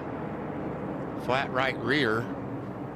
Don't know if that was the beginning or the end. Looks like the wheel's bent there. Maybe some contact.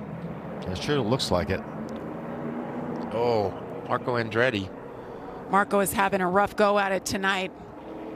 Running back there in about the 31st position. Now he's got a lot of damage, as you see the AMR safety crew. Yeah, terminal damage for that 30 truck for sure. Now that thing's totaled.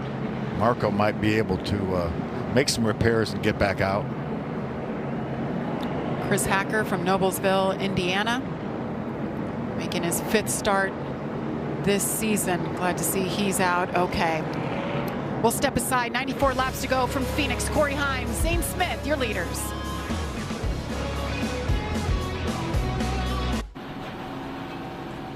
Welcome back to Phoenix Raceway. As you see the championship 4, the 4-box, all running in the top 13 right now. As you see, Corey Heim is now the leader. He's led 10 laps and counting.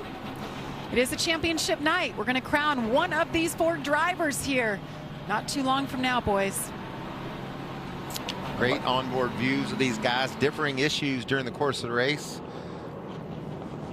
Big adjustment for Ben Rhodes has got him outside the top 10. We're under caution because of a wreck that started way up on the back straightaway. Right there, you can see trucks getting out of control. You wonder if maybe somebody tried to crowd in and maybe move up when he wasn't clear, but you see the 7 of Marco Andretti on the inside. There's Chris Hacker, the 30, with hard contact to the safer barrier. And you see Chris Hacker in his response, shaking a finger at Marco Andretti. It looked like possibly Marco changed lanes a little bit and caught Hacker, but it's hard to tell back in traffic there. Glad to see him out of that truck though and okay. A lot of cleanup there as we continue here. There's Marco Andretti, best known for being an IndyCar driver, and of course, that famous last name. Mario Andretti is his grandfather. Michael Andretti is his dad, and he'll take that ride to the infield care center before we can hear from him. Well, we'll step aside. Stage number 2, 15 laps in. 45 laps will end it. Corey Heim continues to lead. I proudly serve my country, but struggle in civilian life. US Vets helped me when I needed it the most. I am now an artist with a place to call home. Join US Vets on their mission to end veteran homelessness. Make Camel your cause to honor US Vets. Fox Sports proudly salutes our nation's veterans and the organizations that serve them every day. Our veterans deserve to live with dignity and independence, not on the streets. That's why we're making camo our cause this Veterans Day in support of and to honor U.S. Vets campaign. Post wearing your camo on social with hashtag HonorUSVets and visit honor.usvets.org/FoxForward to donate and learn how you can help end veteran homelessness. And we thank all of our veterans. We always have so many at each and every racetrack. A lot of fans out there. And Fox Sports always supports our veterans, great causes. Just a great time to say thank you. It really is. We welcome you back here to Phoenix Raceway. We're under caution for the third time for the incident with Chris Hacker and Marco Andretti. That was a big crash for Hacker. Yeah, significant contact. A couple good stories up in the top 10, though. Taylor Gray right now running 5th in the 17 truck, and Jake Garcia running 6th in the 35. So you see our Championship 4 highlighted in gold. Do you feel like they're feeling any pressure? We need a hero.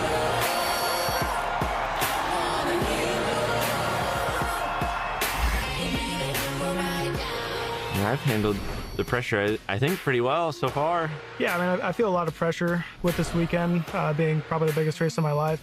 Honestly, like, there's pressure all the time. Usually, for me, when I start to kind of feel the butterflies will be before the race, right before intros, as we're going to hop in the back of the pace trucks. Everybody else at this point is being carted off in the back of the trucks, and they're taking their ride around, and the last 4 playoff guys are still loading up. I feel like I'm a person that really focuses on myself, so that's the main way I subside the pressure. You know, just to be able to focus on the things that matter and that are in my control is the main thing that I kind of focus on going into this weekend. People are coming around, they're high-fiving, getting ready, they're saying, hey, you know, good job tonight. Don't ruin the opportunity, something stupid like that. My past, I really feel like that pressure makes me better. I really like being in this position. I've always, you know, felt pressure being a good thing, and it motivates me to be better. I don't feel any pressure. You know, I think we're plenty capable of winning a championship. We've won the most races. I know there's going to be pressure, but there's pressure every week. I don't know if there's going to be an excessive amount of pressure that we're not expecting. It's the fanfare beforehand that gets the people. But once I'm in the truck, I'm at home.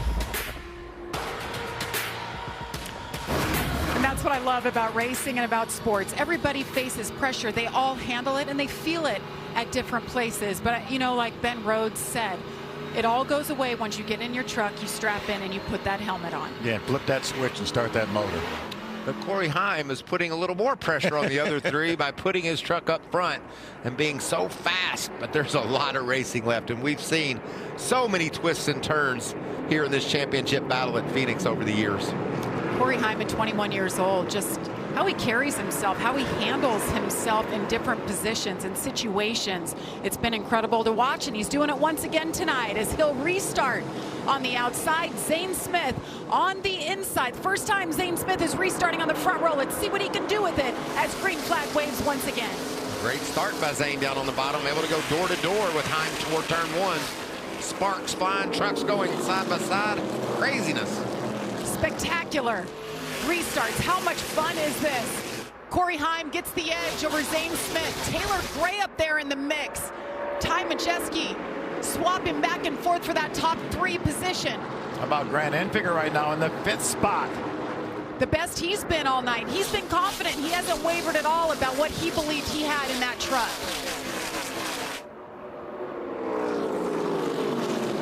See Grant now battling the 17 of Taylor Gray for that 4th spot, and he has it. In a side-by-side battle just ahead of him as Tom Majeski's gotten on the outside of Zane, and will take that spot. Let's get an update on Grant Enfinger. Amanda. After that last pit stop, Grant Enfinger tells his team it is time to go now. I will be in the top 5 by the start of stage 3. Well, he called his shot here. We're in stage number 2, and he's up to 4th. And the one man outside the top 10 right now, Ben Rhodes. And we talked about it on that pit stop. They made a large adjustment. It took a little bit longer than expected. He fell out about 6 spots. There's that 99 truck just behind Derek Kraus in the 77. Good run for Derek up inside the top 10. There's Rich Lucius on the box. You wonder what's going through his mind right now. He's putting himself in a position where he might have to do something crazy like we've seen him do so many times. He's not afraid to do it either. And Michael, you called it the call of the year at Homestead. No doubt. Bringing his driver in. That's why he's racing for a championship, that pit call. And these two know how to get it done. Ben Rhodes, Rich Lucius, 2 years ago, they were the champions here at Phoenix. Let's get an update on Ben Rhodes. Josh. Yeah, and you guys are talking about Rich Lucius being able to be calm in certain scenarios and make some calls that'll get Ben Rhodes back in the game.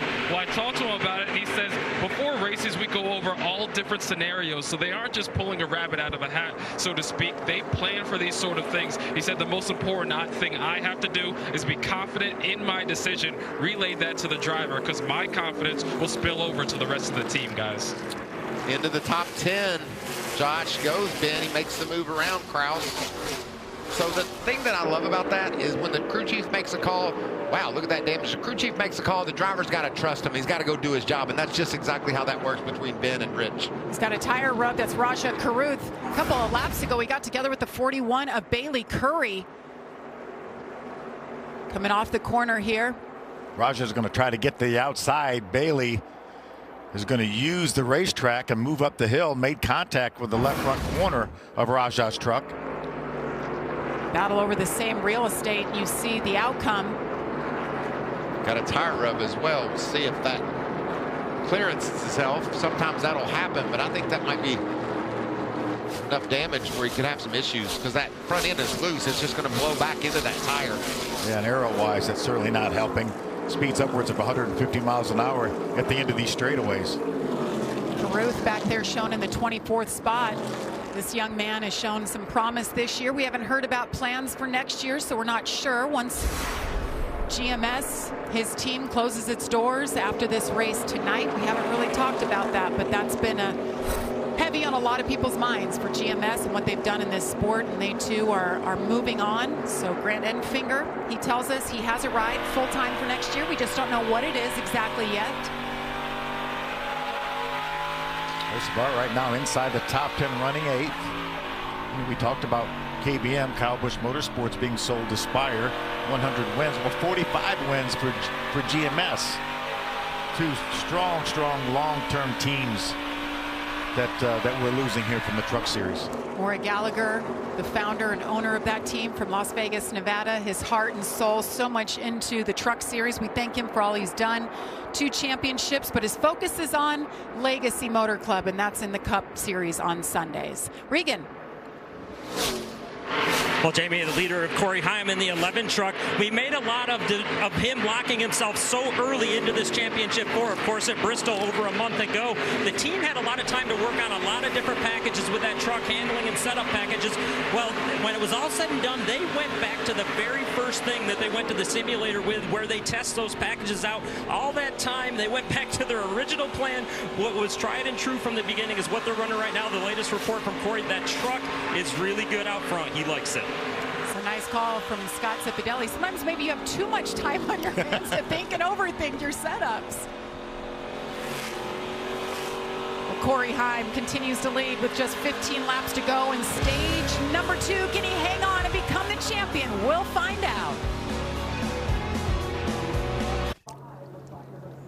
Under caution here at Phoenix Raceway. This is caution number 4 for an incident with Tyler Hill.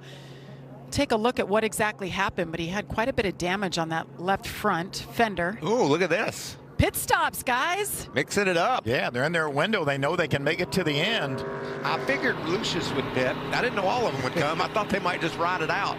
See how many elected to stay out. Looks like a lot of our championship contenders maybe did stay out. Here comes Hocevar. Regan, what are they saying on the radio? Well, Michael, they decided it was time for them to come make more adjustments to Carson Hocevar's truck. Just losing grip all around the racetrack. He can't roll the center, has to wait on the throttle. Just been a challenge all weekend long to get that truck exactly to his liking. They're going to work on it a little bit more right now. Well, I like that call. Take advantage of it. Get your truck better. That's fun. Now we're going to have a totally mixed up lineup when this stage ends, as these drivers will elect to stay out. Stuart Friesen, we saw him have trouble early. He was on pit road here. So I mentioned we're under caution for Tyler Hill. This is what happened. It's up against the wall. Not sure if there was contact that precipitated that or not. Let's see if we can take a look here. He's already up against the wall. I didn't see any trucks really that close to him, so certainly makes it look like a one truck incident. And the team was able to tape it up and keep him on the road. Tyler's a lap down. Corey Heim, Ty Majeski, Zane Smith. You see all of our leaders opted to stay out. Looks like about maybe 19, 20 trucks stayed. I love this racetrack. I love it that of the championship 4, Corey Heim's really the only one that's really been satisfied with his truck, even though he said it wasn't perfect early. When it came time to pit, no, leave it alone. It's good. I like her. She's coming to me as this race goes on. Well, Sunday on Fox, it's one of the biggest games of the year. Dallas versus Philly. Dak versus Jalen. And America's game of the week. The next chapter in this historic rivalry kicks off Sunday at 4 Eastern on Fox. Kids having some fun throwing the old football. The Lions bye week, that's why they're not. Hey, they were in the promo last week. You got to take it when you can get it, fella, right? Absolutely. What a year they've been having, though. Mm-hmm. I love your head coach. Me too. I like how he coaches those athletes, fires them up, Michael. Yeah, He's fit himself. I wouldn't mess with that man. NFL on Fox is so fun to watch on Sunday afternoons. It's going to be a good winter of football. Mm-hmm. Really is. Let's choose it up, guys. We know where Heim's going to go up top. Pretty much split. And that's because you can go anywhere. You can go everywhere. So you don't want to give up a lane. Carson to the bottom there. I like restarting from the outside when you have the choice like Corey Heim. We saw that play out earlier today in the ARCA Menard Series race. Every restart, the outside prevailed. How about Tricon Garage and what they've been able to do this year with Johnny Gray and David Gilliland? Changed the name, added a couple of trucks, switched over to Toyota. And added Corey Heim. Added Corey Heim. He went from Kyle Busch Motorsports over to Tricon, brought on Scott Zipadelli. Scott told me, he said, there he is right there in the middle, said he had something to prove to himself. He had a struggle of a year last year. Made a change for his life, his career, and it's paid off. It's just, it's like lightning in a bottle, you know, when you get that kind of relationship and that chemistry with a young driver like Corey Heim. And Corey Heim, even though he's only 21 years old, he's mature beyond his years. He doesn't seem like a 21-year-old. And he announced he'll be coming back to Tricon for another year in the Truck Series, no matter how it turns out tonight. So here we go. This has been fun. The restarts. Ty Majeski on the inside of Corey Heim. There's that 38 lurking. And Grant Enfinger on the second row. 4 wide behind him. Corey on with a great restart as they head down into turn 1. 3 wide. Here comes Grant Enfinger. Look at Carson Hocevar. He's back in about 12th position in that baby blue truck. On the inside, you see him coming up on the back straightaway there. He's got the fresher tires. How far can he go in just a few laps? Look at the 4th truck back, the orange. The 99 of Ben Rhodes, who lost those positions on pit road. He's worked his way up just on the outside of the top 5. We talked at the very top of the show how important tires were. We're going to get preview of that. Exactly, right now. From Carson Hocevar working. Oh, look at Grant. Slips and loses some positions. There goes the 99 around him.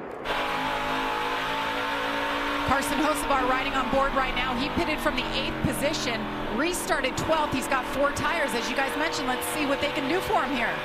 Look how fast that Bama Buggies truck was off turn 4. Big jump ahead as he goes into the inside of Jesse Love in the 1. Christian Eckes is up to the 5th spot, actually racing from 4th right now. He pitted the same time Hocevar did for 4 tires. There he is right there. Hocevar hasn't gone anywhere, but you mentioned it, Phil. Christian is on a roll. Christian Eckes, the 3-time winner this season. He had that mad mustache going on, and it was sad to see actually that he shaved it off because he knew that his championship hopes were done, but he could still go out with a bang. Still end tonight with a win. Looks like they've gotten that truck a little bit better. So Chase Purdy way down on the bottom of the racetrack. Another one of those trucks that stopped for tires. Looks like he was going to get by Grant Enfinger. Look how fast Majeski is right now. Able to pull right up on the back of Zane as Grant battles alongside of Chase Purdy. See the new tires prevail right there for Chase Purdy in the Ford truck. Carson Hocevar making his way up. Hasn't made up a ton of ground yet.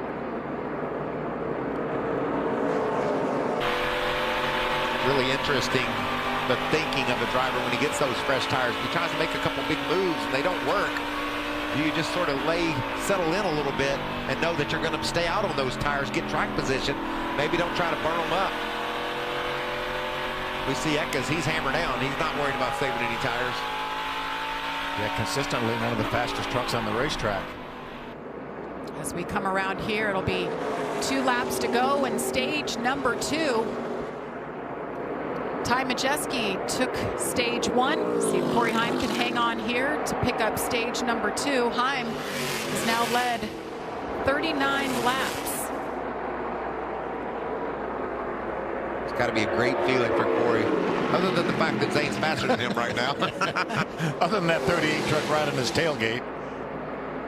Ty Majeski back in 3rd, just turned the fastest lap of the race. And now Zane Smith with the fastest lap.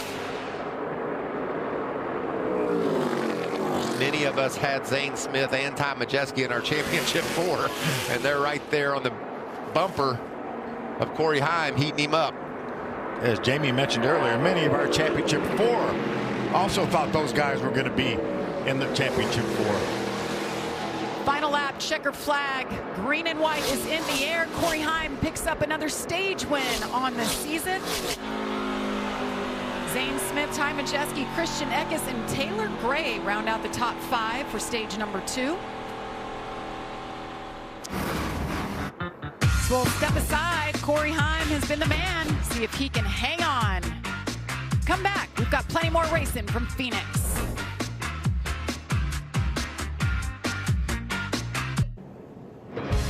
Welcome back to the Craftsman 150, and what a beautiful night in Phoenix, Arizona. It just doesn't get better than this. So comfortable. There's snow in the Midwest, snow on the East Coast. This is where you want to be. Well, Michael, earlier on the start of the show, I asked you, if you're the other 3 drivers, how do you beat Corey Heim? So this is an opportunity right now. Do you pit? Do you make adjustments? There's our 3 crew chiefs that are pondering the same question. Well, one shot's already been fired, and that's Phil Gould for Carson Hocevar. They decided to pit. They're the only one of our championship contenders that did so. And I don't know right now. It's a little bit early to say, but I think it was a good call because we didn't see a lot of fall off. The leaders didn't really, the new tires didn't make that progress, and they're getting ready to capture a whole lot of track position is Carson Hocevar. So I think that was a great call. Now, these 2 other crew chiefs, they need adjustments. They're not fast enough to run with Corey Heim.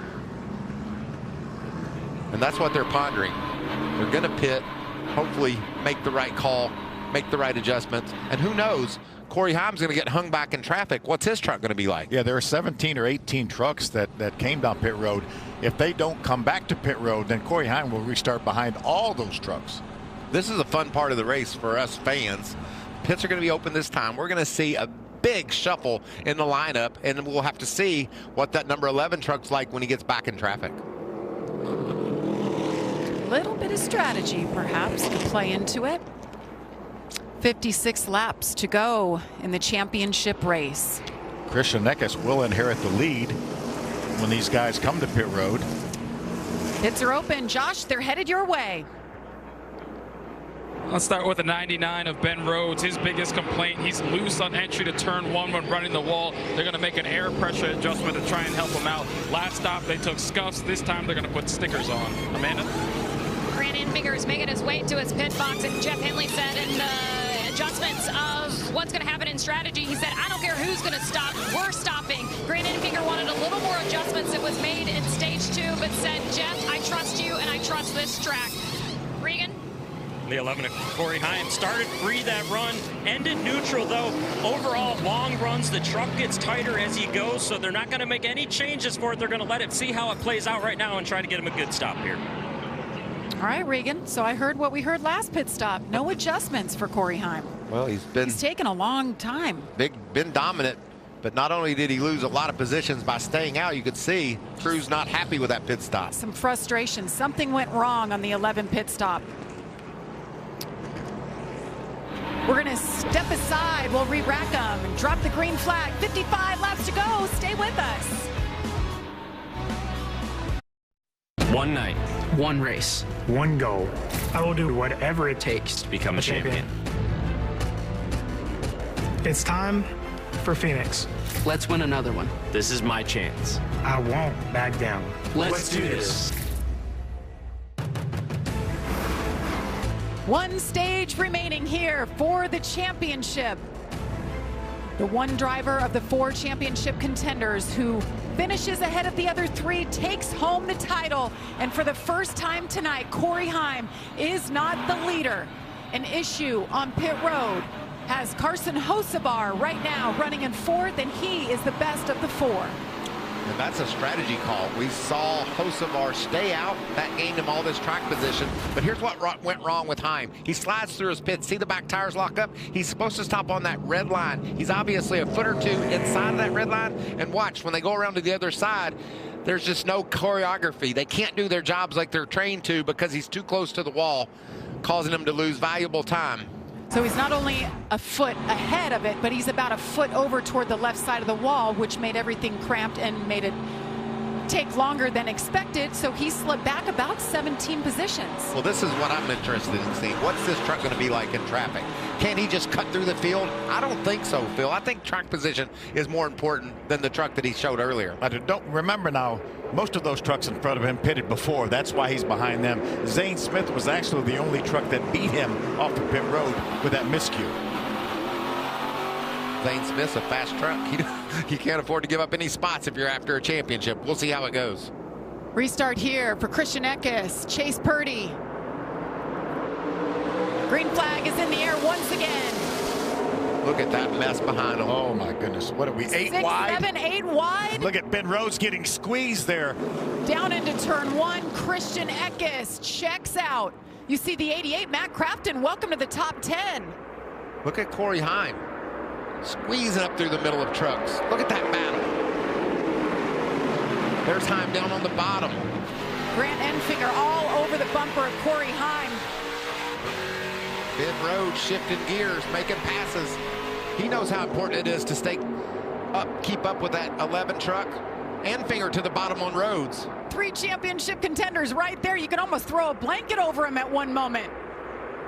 Look at him. They're 3 wide underneath the racing surface.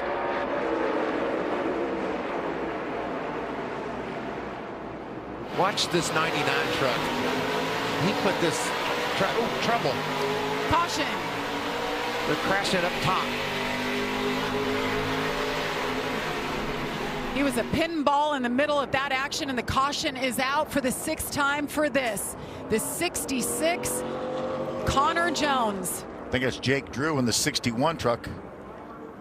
I mean, the other truck involved. How they made it 2 or 3 laps prior to that happening is just amazing. You saw that action with Ben Rhodes.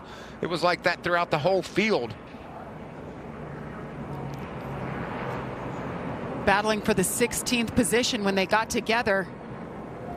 Jake Drew, an ARCA Menards West champion. 6th Truck Series start.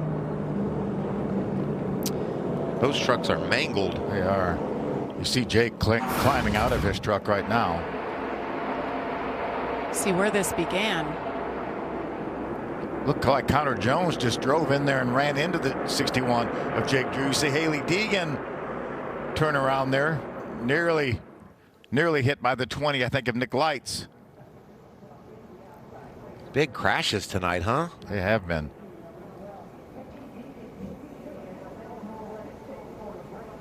Great job by the 20 squeezing through there. So they come to a rest on the racetrack just before the start-finish line. But there's action all over the racetrack, and these hits have been brutal back in the pack. Like Michael said, I don't know how we ran 2 or 3 laps before something like this happened. And Ben Rhodes, we were looking at the replay of his restart when this crash happened. I mean, he was really in a bind. I think he might have been 6 wide at one point during that restart, and he was hammered down, shifting gears, trying to gain positions. I was watching. This truck obviously is bright orange, and looked like he was getting squeezed from the inside and the outside. Let's watch this again. There's the restart. Look at him squeezing in this hole that doesn't look like it's even there. And still gunning it. There's the 66 of Jones. And the 61 of Jake Drew. Look how tight they are. This is just before the contact. And look on the bottom, there's Corey Heim just trying and hoping he can clear, but watch here. Ben grabs a gear, squeezes in that hole. That's amazing. He knows it's time to go. He's got to stay in contact with that 11 truck of Corey Heim. AMR safety team talking to their drivers, and the drivers talking to each other.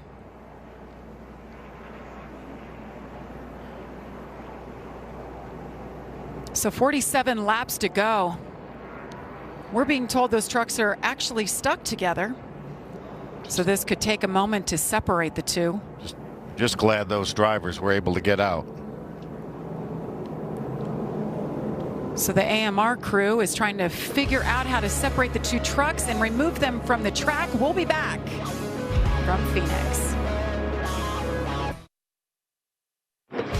Welcome back to coverage of the championship race for the Craftsman Truck Series out there in Phoenix. It's been exciting so far. Welcome into the Race Day studio as well. Caitlin Vinci alongside Trevor Bain, Todd Bodine.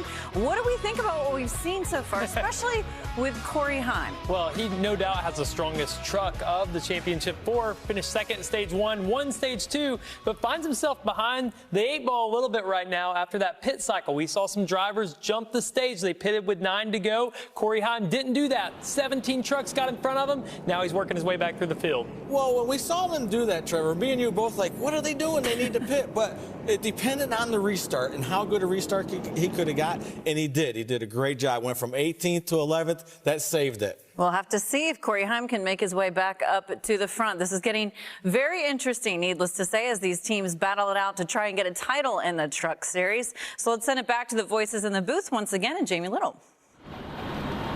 Thank you, Caitlin. Yes, you see right there, Carson Hosbar leads the way in 4th right now. You see Corey Heim made up a little bit of ground. He's shown currently in the 11th spot. So, boys, it's been fun. They're working their guts out. It's been crazy. That restart was worth the price of admission right there. I think we're getting ready to get another one here, too. And it's going to be just as crazy. We know how important it is to gain that track position when they're all stacked up. And Corey Heim, Ben Rhodes were the star of the show on that restart. Grant Enfinger also keeping pace. He's in the 12th position just behind Heim. 43 laps to go before we decide the champion. And there's Corey Heim with his work cut out for him. Trying to save a little fuel. You hear it. Isn't that funny? You get a caution, you think it's a break. No, not anymore. You know, the drivers always have things they have to do, have to accomplish. The crews are shouting instructions, so you got to be on your game from the time the green flag flies till the checkers.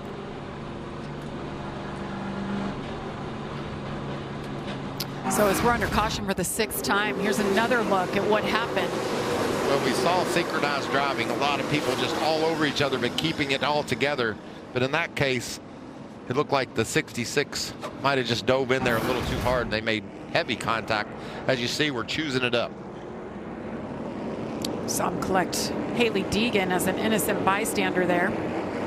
See, Matt Craftsman has made his way up into the top 10 with some really aggressive moves on the restarts. He's been so fun to watch. Yeah, and you know, if you look who's at the very bottom in turns 1 and 2, it's always that bright yellow truck. He's cutting it lower than anyone else. There you can see the veteran 47-year-old Matt Craftsman turned over a new leaf. He says he's nice, Matt, now. I love that. Let's get a couple quick thoughts before we go green. Once again, here's Regan. Well, Jamie, keep an eye on this restart. The 42 of Carson Hocevar really did not want the bottom. You see him down there. That truck has not been firing off very good on the bottom. And he and the Corey Heim, both, the crew chiefs have been telling both drivers, make sure you keep the tires clean. A lot of rubber buildup under these yellows on the trucks. Amanda? Sharing that same language. It's been super fun listening to Jeff Hensley and Grant Enfinger tonight. He made up 13 spots on that restart and hollered at his team, I'm not giving up yet. They haven't raised this checkered flag just yet. And Jeff Hensley said, I haven't given up either, bud. He's already said, I won't back down. It's that time of the night. You're going to start singing, huh, Mikey? I'm ready. I'm ready. You sing all the time. They just don't hear it at home. Championship weekend's got me all jazzed up. Just over 40 laps to go here. Christian Eckes will lead him once again on this restart. And look who's joining him. The two of Nick Sanchez. Haven't even talked about him tonight as they fan out 4, 5, 6 wide once again. There's Matt Craftsman way down to the inside. Now he's going to tuck in behind Chase Purdy. Here comes Carson Hocevar squeezing right through the middle. A little bit of contact. Look at Sanchez taking it to Eckes for the lead of this race. You have to be aggressive on these restarts. Jake Garcia there in third, having a great run again. Zane Smith drove around Carson Hocevar. The options on this track, it never gets old. Watching, cutting the dog legs, saving that time. The guy's up high. Only problem now, Jamie, is this getting late. These drivers know it, and they're squeezing in holes that aren't there. Hello, you can see through. Right through the middle. I'm Corey Heim. I'm racing for a championship. And oh yeah, Grant Enfinger coming with me. That was a great move. But Corey. Here's a great look of the different options and all the sparks. It's so rough on these trucks when they drop down below that.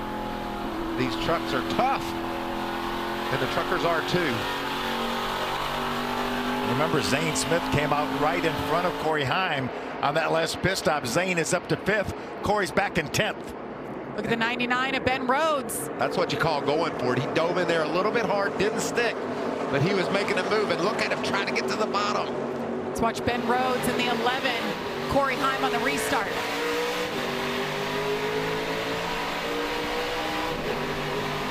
Whoop. Just a little kiss.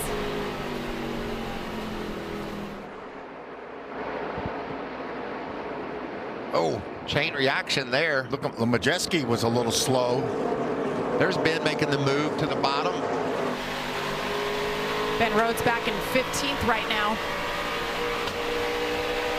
All 4 championship contenders shown outside the top 5 for the first time, I think, tonight. Ooh, a little bit of contact there, a little bit of a nudge. I would say Ben Rhodes has his elbows up right now. What about Carson Hocevar? Not able to make any ground here. He had on those slightly old, oh, that's going to get tight. Had on those slightly older tires, has a track position, but Corey Heim is just one truck behind him now.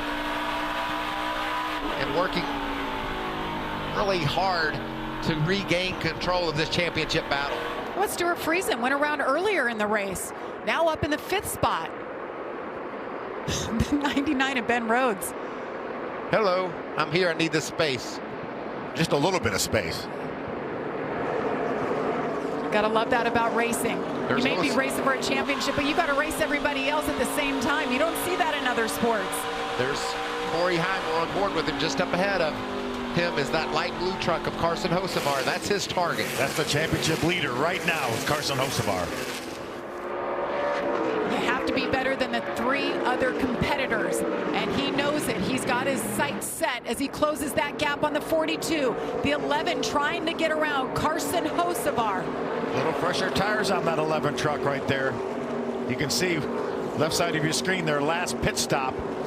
Corey Heim pitted on 95. Everybody in front of him, other than Zane Smith, on 79. He's going to get to the outside. He's not going to make it. Wow, that was an aggressive move by Hocevar. He said, I'm not letting you up there, buddy. I'm going to cut you off. Corey Heim let that happen then. He knows he has a faster truck. I think a little bit of patience right here from Heim would be wise. Don't get in a battle that takes you out of this chance to be a champion. We haven't seen a whole lot of mistakes from Corey Heim all season long, which is why he has a streak of 15 consecutive top 10 finishes. He's trying to make up for that last mishap on pit road, and he's doing a nice job. A lot of patience here as he tries to get around the 42 of Carson Hocevar to put him in championship form here. He might do it right here, Jamie. And he does it. Big dive. Will there be a crossover here from Carson? Don't think he's going to be able to fight back. Corey Heim makes it stick. He moves into the 6th spot. He is now the leader of the Ford Championship contenders. Carson Hocevar behind him. And a tap. That was a big dive into the corner. Got my attention. Not far behind him, guys. Grant Enfinger in 10th and Ben Rhodes in 11th. They're all within 5 positions of each other right now. Oh, and he spins him. Carson Hocevar gets into the back of Corey Heim and brings out the caution, the 7th one tonight.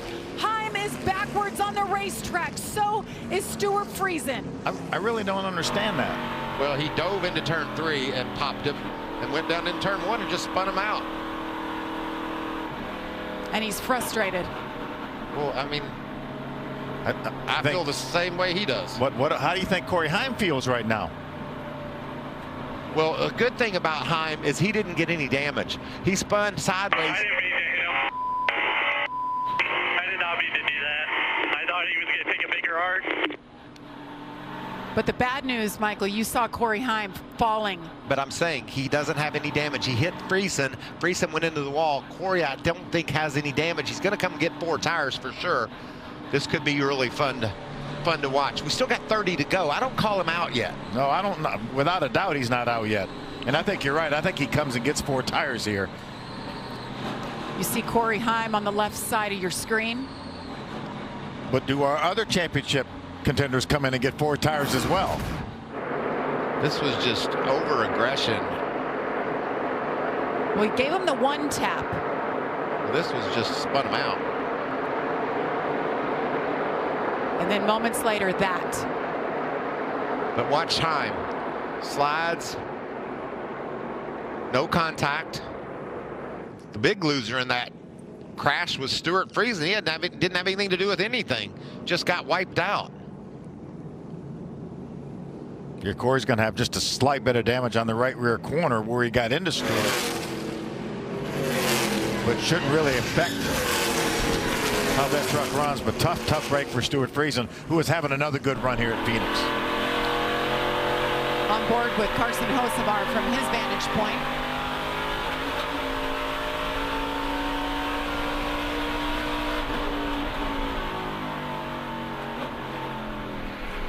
You see how much he slid up to get to the 11 of Corey Heim, a full lane up.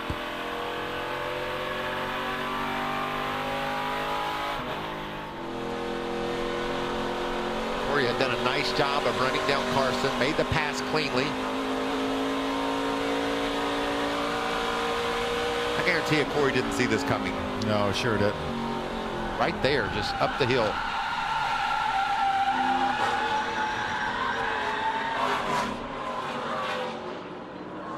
Can't get out of here tonight. Promise it up. Okay, bud. Just take a deep breath. Reset. Reset. We can do this. He can do this, and I think what he has to do now, Phil, is just put that behind him. Go win the race. Come get those tires, Regan, and that's exactly what they're doing. Well, Michael, you heard how calm they were on the radio right there. That's how it has been the entire time since he was spun out. Gonna check the right rear to make sure there's no damage. Give that a good tug to make sure it doesn't have any issues as the race goes on. Otherwise, the truck has been very good, but impressive from Scott Zipadelli and spotter Tony Hirschman, how they have kept their driver in the game and how their driver has stayed in the game to get refocused right here. Need to make sure that fender's plenty clearance. We know how important that area of the truck is. They're running upwards of 150, 60 miles an hour, so aerodynamics do matter. You don't want that right rear caved in. Looks like the team did a nice job of pulling it out. Yeah, you don't want it bloused out too much either to act like a parachute. Cool, calm, and collected. We'll see if it'll be enough to get to the front. 28 laps to go from Phoenix.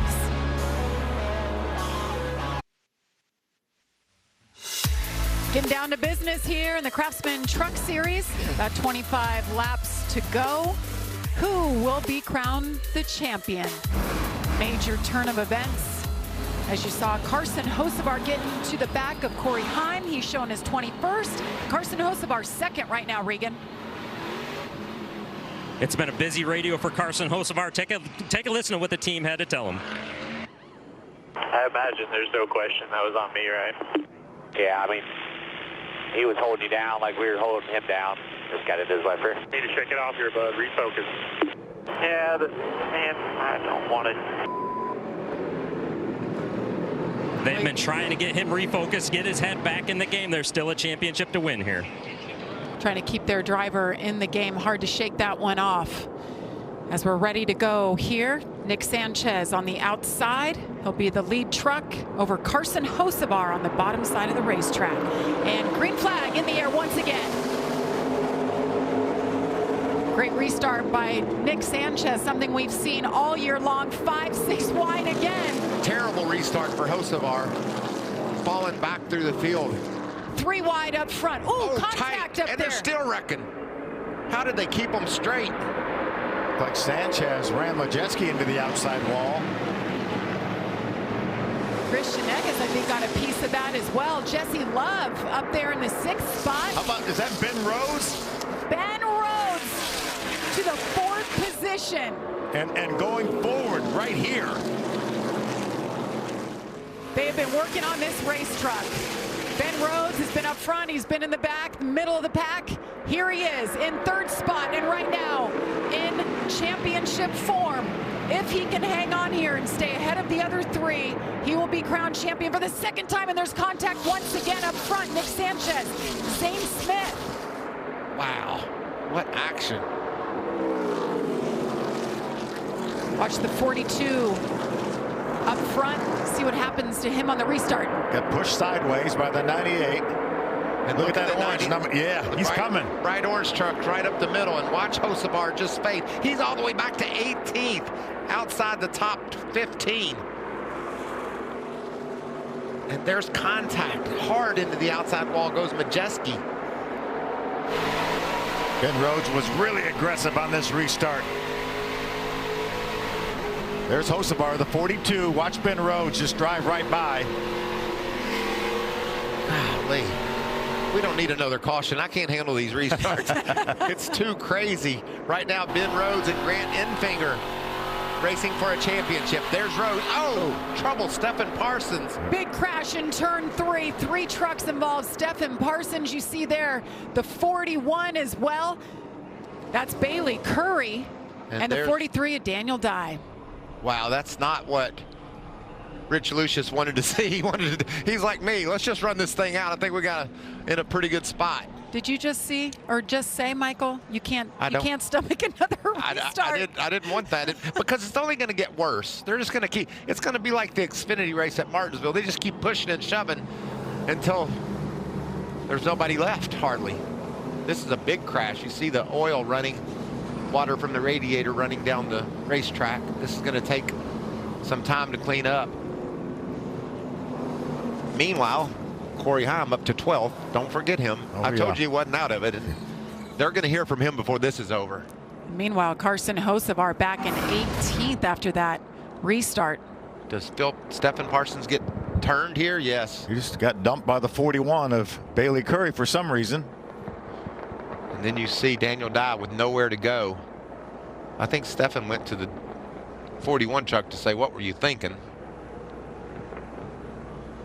Man, I'd like to think we can get to the checker flags without having this happen again and again. We're going to have less than 15 to go probably. Well, we saw it with Hocevar just, spinning out Corey Heim. Some of this stuff is, I know it's getting down towards the end of the race, the end of the season, but You have to race with a little bit more respect, I think, than what we've seen here. Well, I think a lot of people watched that Xfinity race last week and thought that was, there's Stefan saying, what could have possibly been you've been thinking? It's a great opportunity for Stefan Parsons. We know, Phil, of course, working alongside you, how hard your son works. He takes any jobs he can. He's got his helmet ready. He's able and willing to jump in whenever there's an opportunity, and this was a good one for him. Finally made his way up into the top 20, and I think he was, looked like his truck had gotten better and better and was going to gain some more spots, but unfortunately it's not to be. So under a red flag here. 8 cautions tonight for 46 laps. Imagine the emotions being one of those contenders for the championship. Just when you think, all right, this is it, we're getting down to it, I'm in position, boom, a caution comes out. Well, and a red flag. And think about the mental game for Carson Hocevar. He started on the front row, got turned sideways. He's all the way back to the 18th spot here. His team told him to shake it off. He just couldn't quite do it. Under caution. We'll be back. Welcome back to the Craftsman 150. It is championship race as we're embarking on Saturday morning on the East Coast, but if you're out west, it's prime time, baby. We still don't know who the champion will be, but I'll tell you what, Ben Rhodes, he has not given up. Sitting third right now, he's in contention to win this championship. So, he's just sitting there, eyes wide open. He's not doing anything right now, right? Let's dial him up. Let's try to talk to him. Hey, Ben Rhodes, the Fox booth. You got a copy? I got you guys. It sure has been fun watching you, Ben. I'm telling you, you've made some tremendous moves, and obviously you and Rich have that truck in a great position right now. You've got 20 laps to go if we don't go overtime, and that certainly can happen. But you've been in this position before, Ben. What do you got to do here to finish it off? The biggest thing right now is not getting caught up in a wreck. This has been certainly the wildest playoff race that I've been a part of. It seems like everybody's going 5 wide, and it doesn't matter where you're at. It's all the way through the pack, and it's just really hard to find the proper place to put your truck. The track also seems to have a little less grip this year, or at least I'm sliding around a little bit more. So all in all, it's been an exciting show, I'm sure, but I'd like it to just calm down and be nice and smooth. If we could get the lead here on the restart, that would do it for us. Well, buddy, you've done an awesome job, and we appreciate you taking the time to talk to us. Finish her off. Thanks, guys. Let's hear from his crew chief, Rich Lucius. Josh. Yeah, standing by with Rich Lucius. And Rich, first of all, how are you feeling about the position you guys are in, and what's it going to take to bring this thing home? It's going to take a great restart by Ben, which he always gets. So we need to get clear of the 23 right here, and then just set sail and focus on our race, and hopefully these last 20 laps go green. But I feel like we're in a really good position. Thanks, Rich. Regan? Scott Zipadelli, you've done a fantastic job of keeping your driver calm in the truck, your spotter, everybody communicating very well to keep refocused on what the goal is. 9 spots, roughly 15 laps when we get back to green. Can you get there? I think we can get there. Yeah, as long as we don't have any more cautions, I think we'll be okay. Corey's done a great job. Obviously, we got some adversity. We've got to beat that, but truck's been really strong since we unloaded, and hopefully we can get the Safe Light Toyota Pro in victory lane, or at least clinch this championship. Thanks, Scott. Thank you, gentlemen. You see what happened to Corey Heim when he went around and got the contact from Carson Hocevar. Really fortunate not to get any more damage to that truck than he did. You could see just running a normal line down the front straightaway to the inside to make the move on Stuart Friesen. Yeah, watch the 42. You see those black lines? He moves up outside of the line he was in to make that contact. Dramatically. And when it happened, I think he lost his focus and was really sorry that it happened and sad that it happened, and wasn't able to get it together on that restart. I know he got pushed sideways, but he just kept falling back all the way to the 18th spot. We'll shake it all out. We still have 20 laps to go. Stay with us for the ending here in championship night. Welcome back to coverage of the Craftsman 150 Championship weekend out there in Phoenix, Arizona. We have a title on the line, and needless to say, it has gotten very interesting in the closing portion of this race. Everyone's talking about, of course, the incident between Carson Hocevar and Corey Heim. Where is Carson's mindset right now? Because we saw what happened and him in the truck, seemingly very apologetic in a way. What do you think is the mindset? Well, you know, Carson made a mistake here, right? He just got in too deep. He hadn't been running the bottom. There wasn't as much grip as he thought, and he pushed up into Corey. That's what happened. Well, Carson's a good kid. He feels bad. You can see him here. He's upset. He's mad at himself. He doesn't want to make those kind of mistakes. The problem was stock car driving, race car driving is the one sport that takes constant concentration. Right. He couldn't get his concentration back. Yeah, it's hard to regroup. And then you have that restart. He starts on the front row, goes all the way back to 19th in a lap. You can't have those kind of things happen and kind of crumble when the pressure's on at the end. Hopefully these guys can fight back, especially right there. Corey Heim. All right, it's going to be interesting. Back to Jamie Little and the guys in the booth. Thank you, Caitlin. Yes, the long red flag. A lot of time to sit and think about the race that has happened and what they can do from here on out. We saw what happened at Martinsville after they had a 28-minute red flag. All heck broke loose. Well, let's hear from the crew chief of the 23, Amanda.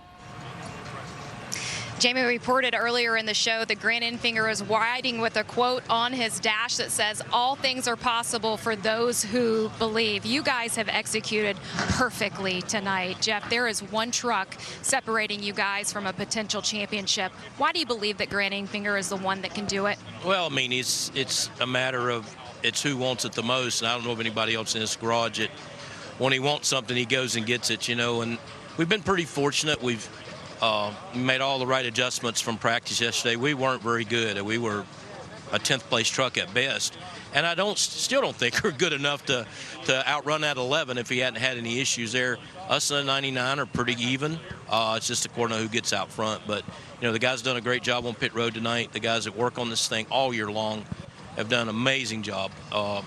So far, knock on wood, we haven't had a DNF all year long. Probably the only team in the garage area could say that. So hopefully we can get our champion power equipment Silverado past that 99 and get far enough ahead of that 11 he can't catch us. But we'll see what happens. I think we got a shot at it, and that's all you ask for. It's what everybody works for. So. And they haven't given up on each other all night. Regan? Carson Hocevar's crew chief Phil Gould here. I see the tires on the wall. Been an eventful night. You guys have been working to try to make this truck fire off better. Can you make it fire off with these tires at the end now?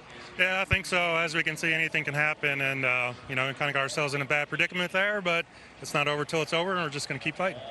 Thanks, Phil. It's all you can do. You got 150 miles to try to get a championship, and I believe this team knows that they've slid back far enough to where they're going to have some tires if they're going to go fight for a championship. Maybe too little too late, but probably going to go back to green with right around 15, 16 laps to go. And I would predict that that won't be the last caution. Yeah, we saw at the very top of the show how tires late in the going have made a difference in the outcome over the last 2-3 years. Good to see trucks rolling once again, and the two drivers involved in what brought out the red flag, Bailey Curry and Stephen Parsons, have been checked and released from the infield care center. Waiting on word from Daniel Dye. I'm sure he was fine too. We saw him getting out of his truck. Haven't got the official word. So after this time by, I believe they're going to open pit road.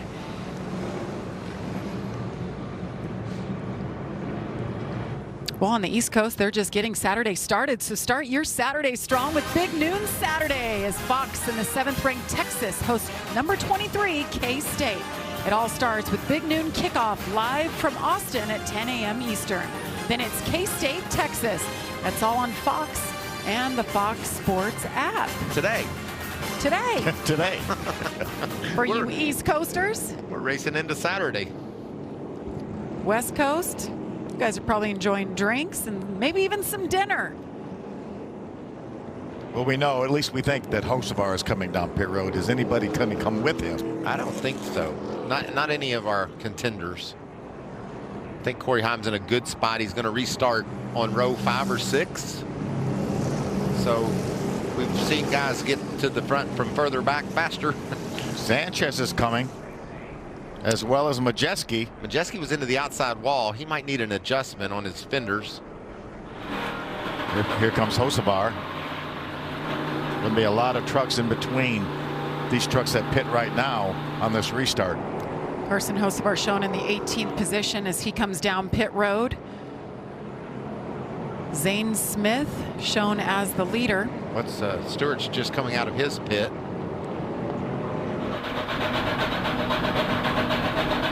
Regan, Carson Hocevar making his way to the pit box. And Jamie, you just heard it from crew chief Phil Gould. Really the only option these guys have at this point on those older tires. Lost the track position. Come down, get the 4 tires right now, and do everything they can to get back up through the pack as far as they can. And obviously a disappointing night for these guys. It's been a little bit of a struggle.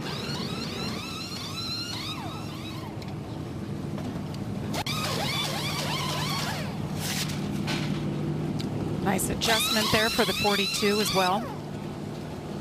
I think you saw Stuart Friesen showing his displeasure with the move that Carson made by slowing down as he went toward his pit, just to say, you know, I'm not cool with what you did.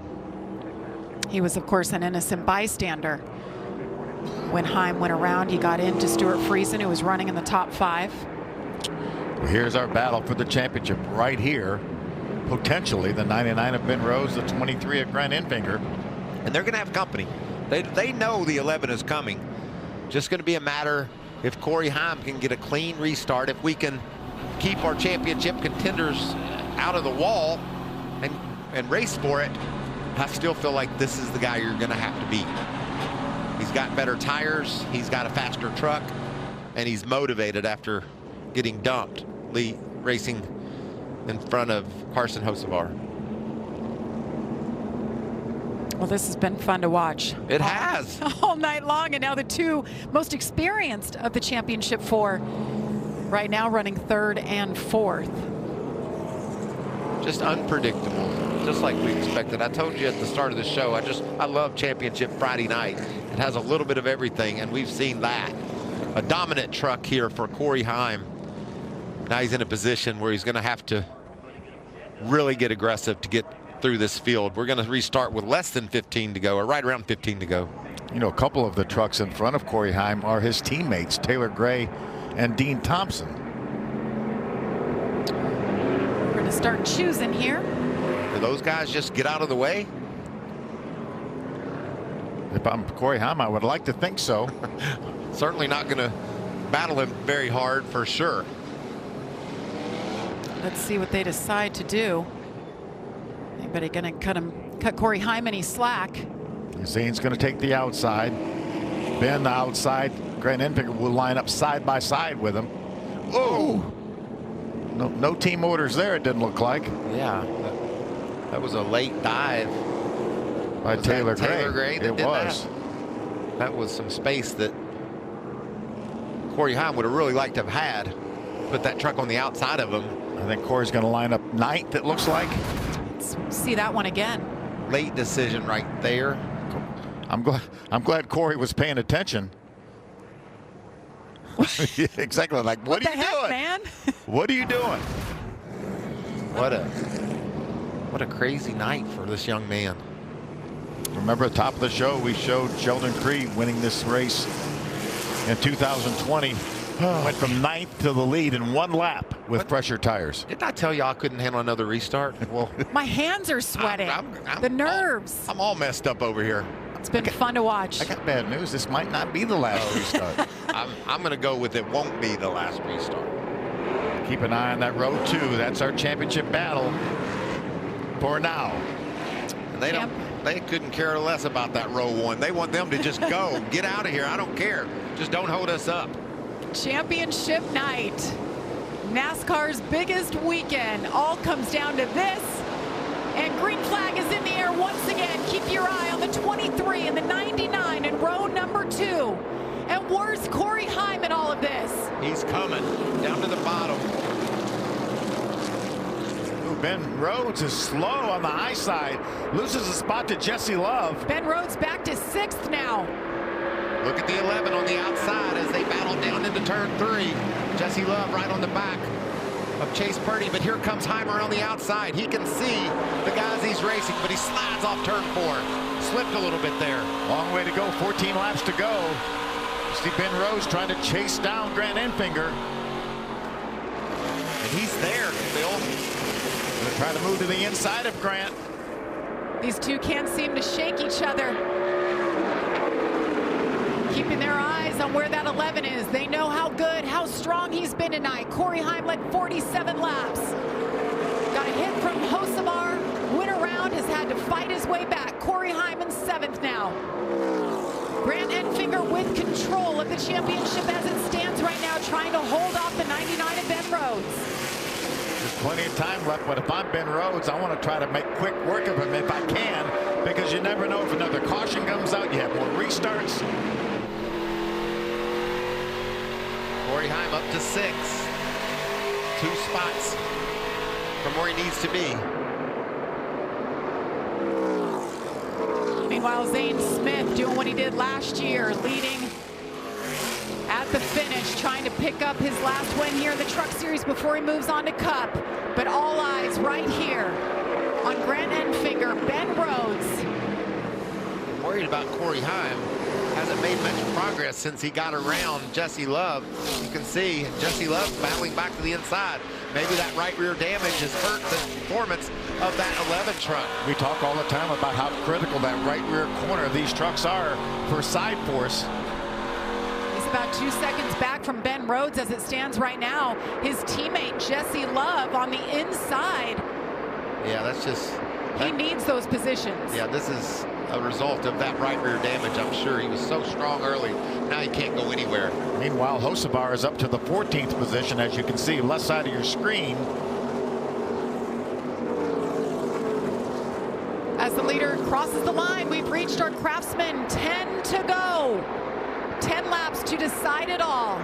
Ben Rhodes can taste it, can he? Right there in front of him is Grant Enfinger. He knows he has to get that position. One little slip by Grant, and Ben will be right there. Ben knows what it tastes like to stand in victory lane as a champion. Enfinger has come so close. What did he say right at the start of the race? I love my truck. I love what I've got here. There's the guy in control of the race, Zane Smith. But this is the battle for the championship. These two drivers. Grant Enfinger, Jeff Hensley is crew chief. They've been optimistic tonight. Although if Corey Heim gets to him, they're not sure they have anything for him. But right now, they're holding off the 99 of Ben Rhodes. I think Corey Heim is too far off the pace right now. Yeah, he's about 3 seconds behind this battle right here. That right rear damage hurt the performance of that truck. He did a great job on the restarts getting in position, but when he got clean track, he couldn't go. How about Grant Enfinger again driving for GMS? They announced about 5 months ago they would be shutting the doors after this race tonight. Moving on, moving their focuses to Cup on Sundays. Grant Enfinger, this entire operation, a lot of people without jobs, some people know where they're going, some don't. But they put it aside, they put the noise aside, they got themselves here to the championship 4 and right now are in contention to win a championship. Right now, Grant Enfinger says, let's race this out. These remaining 6 laps. Please, no caution. Maintaining that nice gap. Last time by, they both ran 28.03 seconds. Same time, lap times right on each other. Grant Enfinger, they welcomed their second baby, a baby girl named Caroline.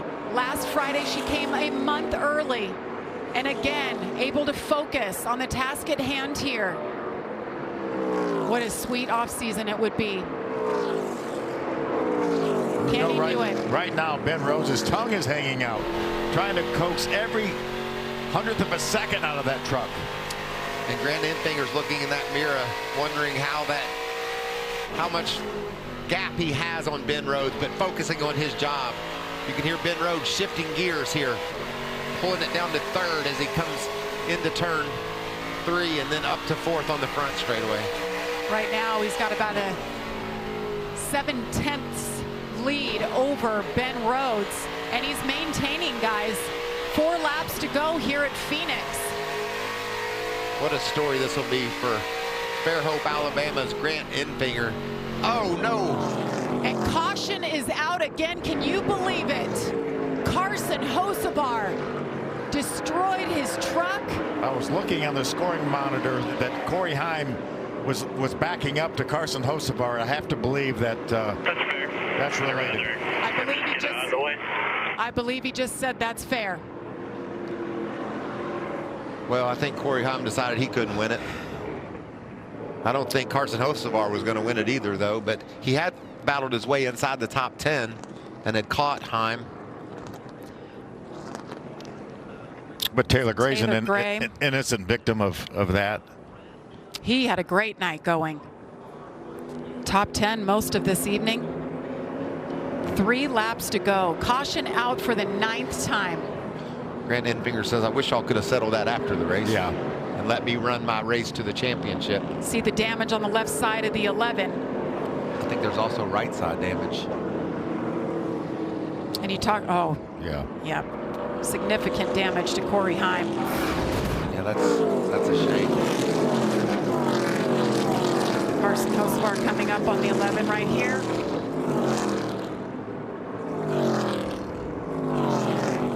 And you see Taylor Gray around. Yeah, that's what we call payback. You know, Corey doesn't want to wait till next year. He wants to make sure.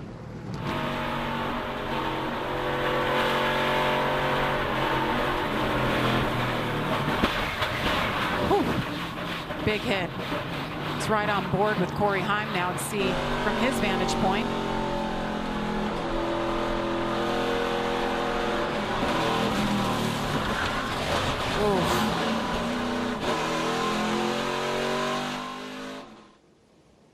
Paybacks in racing. What a turn of events for these 2 championship contenders. But now we have to have another restart. You know, Grant Enfinger was headed to that championship, it looked like, and now he's going to have to withstand another restart. And then the choose, where do you go? And you know, Grant and Ben both are going to be dependent on Zane and Christian getting the start they need. There's Maury Gallagher sitting on top of the pit box right now for Grant Enfinger. Yeah, Mike Beam up there as well, along with Jeff Hensley. But how about for Ben Rhodes and Rich Lucius right now? Now's their time to pounce. They weren't making up any ground as those laps ticked on by. Gives them another life. But I hate it. I hate it happen that way. I don't like that either. No, that's just guys racing for a championship. And well, we're going to have NASCAR overtime, but first we're going to step aside as we take one more look here at what happened. Corey Heim, Carson Hocevar, 2 of our championship contenders. Bam! In the wall. More from Phoenix after this. Not happy. And we welcome you back to the Craftsman 150. It's championship race night, and we can taste it. Oh, so close.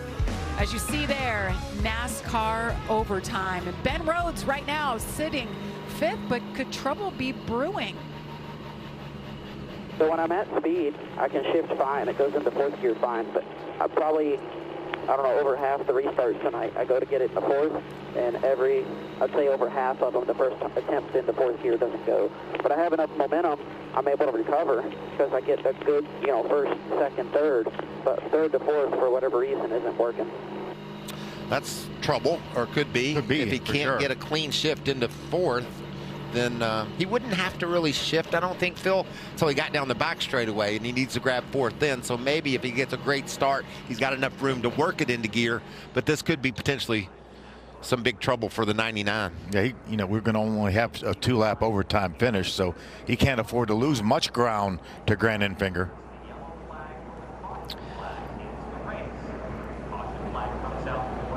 I have to believe that Zane will take the outside again. I would think Christian would take the front row.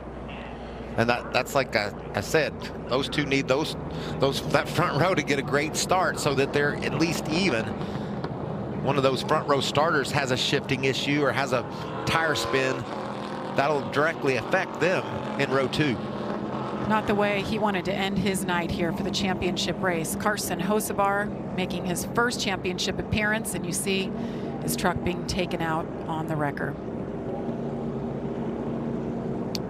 Meanwhile, Zane Smith continues to lead here. He's led 26 laps and counting. Hard to believe that he's only won one race this year, and that was way back at race number 1 almost 9 months ago. So fast, though. And right. The crazy thing is Phil and I have some garage sources. And number 38 and number 19 was on everybody's short list of who was going to win this race, and there they sat.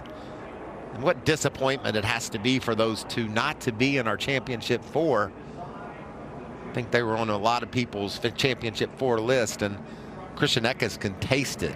That last lap move at Talladega that went wrong, the pit road issue that he had at Homestead, also that restart violation, all those mistakes just have to get you in the gut. Same thing for Nick Sanchez. Remember, Nick Sanchez tied for 4th and lost on a tiebreaker to a better finish in that round to Ben Rhodes.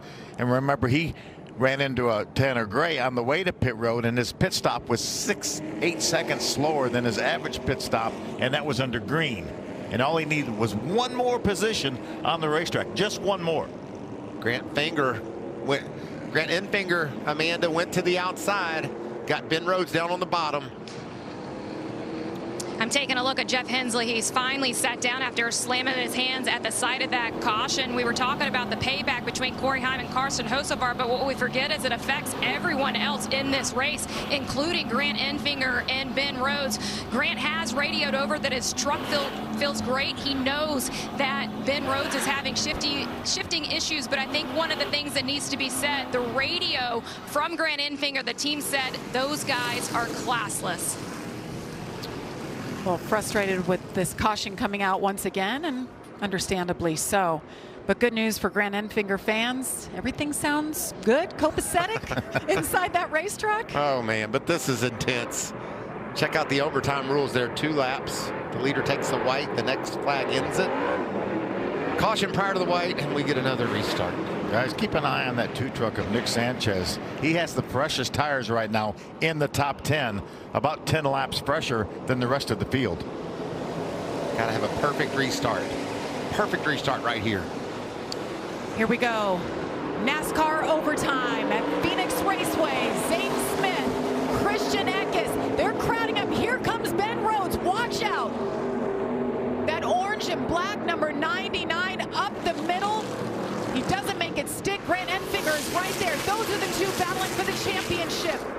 They're together off turn 2. Contact back there. The 23 Enfinger looked like he got into Christian Eckes. The battle for the lead.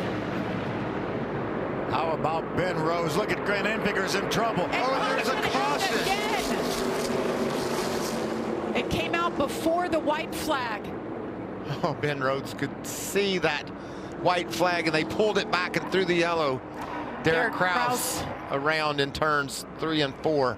And we had just heard Ben Rhodes talking about his shifting issues and getting it into 4th. He had a great restart. He didn't have any problem that time. No, he didn't. Grant Enfinger, though, may have a little bit of damage. There was some contact. He's dropped all the way back to the 9th position. You see the left front corner of that truck. A little bit of damage to the left rear as well. Oh, and you can see the rubber, the number letters rubbed off that right front, so he scrubbed against another truck or the wall there. We got a count now, Jeff. Yep. We got nothing to lose now. You heard him coming to pit road here for 4 fresh tires. Oh my for goodness. A green-white checker. It's worked before. A battle of attrition tonight, gentlemen. We're going to have 22 trucks on the lead lap. This is a tall order to think that he could get it done. But who's to say we won't have multiple restarts here the way these cats are driving? We can clip off 5 or 6 trucks on each restart and have a couple 3 of those. Man, Ben Rhodes did everything he needed to do on that restart. So let's take a look back at that last restart from overhead. Well, you got to give it up for Ben Rhodes. He was so aggressive. Look at this. He squeezes it in. And Grant got hung behind Zane, who really didn't get the jump that he needed. Here I thought Grant was going to be okay, but then he gets squeezed by the 19 of Eckes. and watch him fall back after that.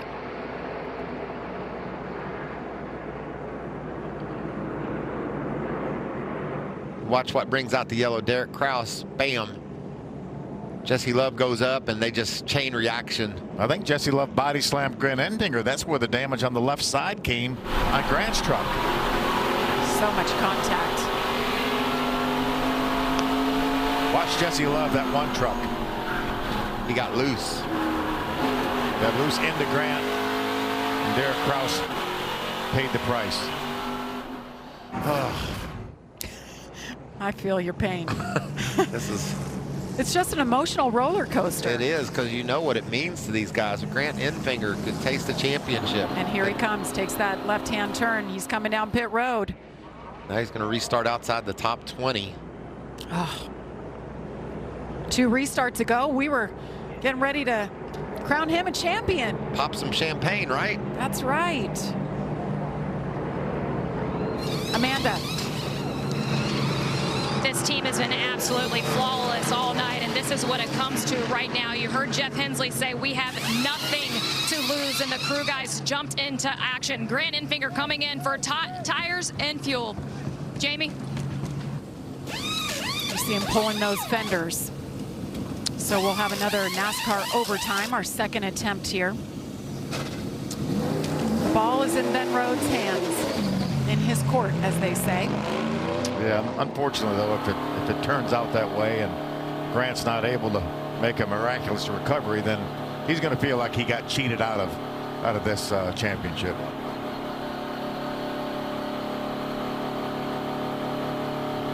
Well, they just hard racing. The restart was as crazy as we expected. Ben Rhodes very aggressive up the middle, and then they just ran out of room off turn 2, and unfortunately Grant got the short end of the stick. Ben's in a great spot here, just needs 2 laps without crashing. How about Ben Rhodes, Josh? Well, Ben Rhodes is aware of the situation with the other 4 championship 4 drivers. Rich Lucius came over the radio and told them, hey, be aware of the situation. We don't have to win the race. Just make sure you get through the gears on this next restart. Ben was excited after getting through 4th gear last time, but they got to do it once again. No doubt. One more time. How about that? The 2023 playoff championship 4, 2nd, 22nd, 24th, and Hocevar out. Yeah, last year, 3 of our championship 4 all led the race in the last 5 laps of the race. How about Ben Rhodes? Okay, we mentioned it earlier. If he wins, the press conference that we watched after his championship performance 2 years ago, it'll go down in the history books. Here it is. We are now joined by our 2021 NASCAR Camping World Truck Series champion. Let me say something here. Libations are good. Championship's awesome. This is going to be the weirdest press conference ever. How do you view your career now at this point? There's a lot of bubbles in this. We're like a match made in heaven, and I'm loving it. My wife looks really embarrassed. Are you embarrassed? We're champions. Yeah. This is the best conference ever. That's right. Bye, guys. Made a lot of new friends tonight. I consider you my close group now. So we have to explain. They're on the championship stage. There's pictures. It just takes a long time. Meanwhile, everybody and their friend is bringing a beer to him. So by the time he gets in the media center, he's having a good time, feeling good. But the funniest part was when he looks over and realizes somebody took his beer and replaced it with water. Just classic Ben Rhodes. But Michael, he's a Kentucky guy like you. We got to get rid of the beer. Maybe we get a little bourbon in there if he celebrates tonight. What do you think? I think an old-fashioned might be right up his alley. Hey, he's got another thing to celebrate, by the way. Told us this week. Told us this week that he and his wife, Caitlin, expecting baby number 2. Where'd all the yellow guys go in our pylon? All 4 of them have been in the pylon the entire race, and now we're only left with 1. See what Grant Enfinger, how far he can scramble. Ben Rhodes just looking for 2 laps. That's a lap and a few feet of green flag racing. Yeah, just get to the white flag without a caution. He's already almost seen it once. So we need to go green. We take the white flag, the next flag will end the race. Otherwise, we do it all again. Another NASCAR overtime. Just a reminder, we've had 10 cautions for 64 laps. Here we go again. Zane Smith on the outside. Ben Rhodes with shifting issues on the inside. What can he do here on the restart? And Christian Eckes and Zane. Oh, trouble! Zane Smith goes around. There was contact by Ben Rhodes behind him. We're going to have to see how that happened, guys. Oh, big problems for the Zane Smith on the restart, and a lot of damage for Ben Rhodes. He ran right into Smith. Oh, my goodness. What an amazing turn of events. We're going to do it again. But they've got to take a good look at this truck and make sure it's going to be all right to finish. Let's see when scoring, when they come back around and see where Grant will end up. There's Grant. He's 18th now, so. It's Jack Wood. Jack had a good run going. He was solid all night.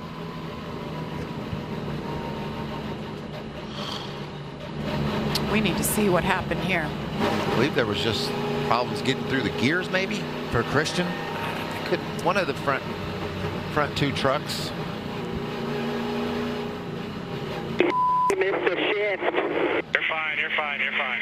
Fine. The fender's fine. It's on the tire a little bit, but you're fine. We're staying out here.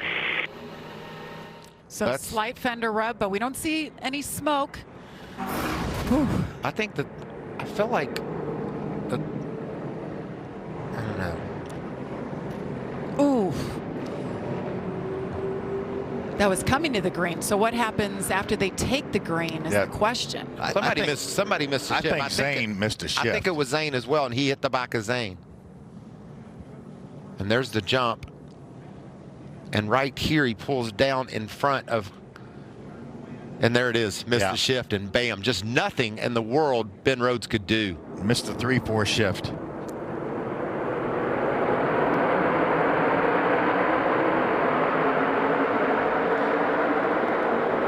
Christian Eckes was so lucky. He swerved out from behind the 38 at the very last instant.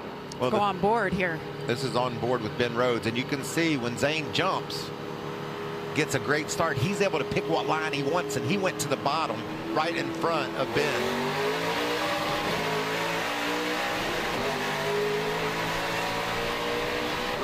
Right there. You heard Ben grab fourth, and I think Zane went for fourth and missed it. Yeah. So Zane Smith led 34 laps. He went around. Christian Eckes being shown as the leader. Chase Purdy having the race of his life tonight. Jake Garcia strong.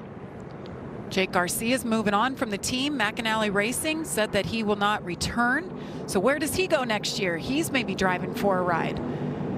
And then there's Ben Rhodes. How bad is this damage? Is it too bad? Will he have a big fender rub, cut a tire, or is it okay to get through 2 laps here? Yeah, Rich assured him that it was going to be okay. A little bit of a fender rub. He said it's going to be fine. Oh, hope and a prayer.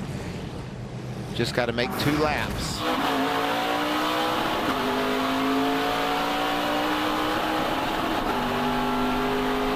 And there's the mess. Does Grant just slip through here? Oof. Oh, barely. And that's Enfinger back in 17th. So remember, Hocevar is out. Enfinger would be the next guy, obviously, in line back there in 17th, if something happens to Ben Rhodes where he can't complete these 2 laps. But they think they're good. It doesn't look like it's rubbing at all. I think we're going to be fine. We got at the moment.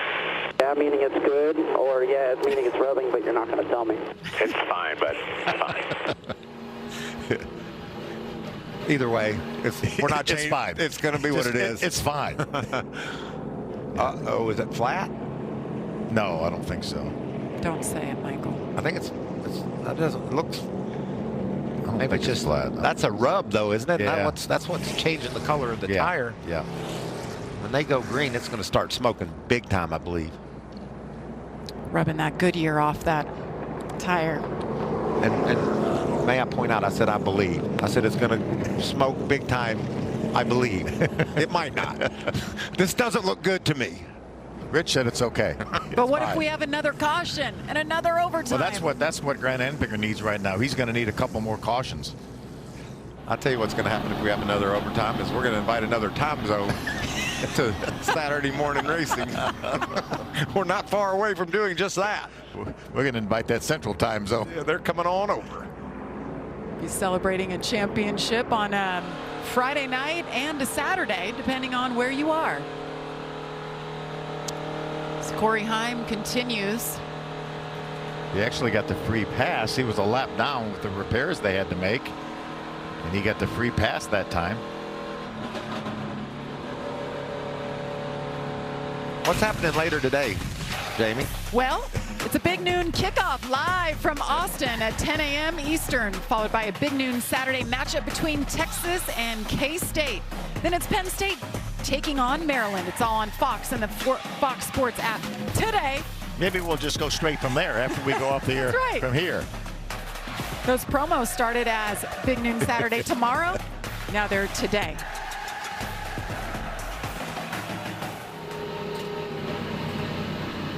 Again, depending on what time zone you're in. So how about this? After all that Corey Heim has been through, he's no longer in the picture. He fell off the pylon. You got all excited. I did. I'm like, what? Well, that's a turn of events. We're going to choose her up, though, and see how Ben's right front tire holds up. Can it make 2 miles? As if we need more drama. As if he needs more drama right now. That tire blows out. Let's slide Grant Enfinger into the equation. He has a little bit of a buffer here, about 12 positions. Christian Eckes in control of this race. Matt Crafton, solid top 10 run. Here comes Grant. See the yellow truck there. He's not limping or anything, is he? Doesn't look all together square, but maybe he's all right. We got squeezed on both sides. Yeah.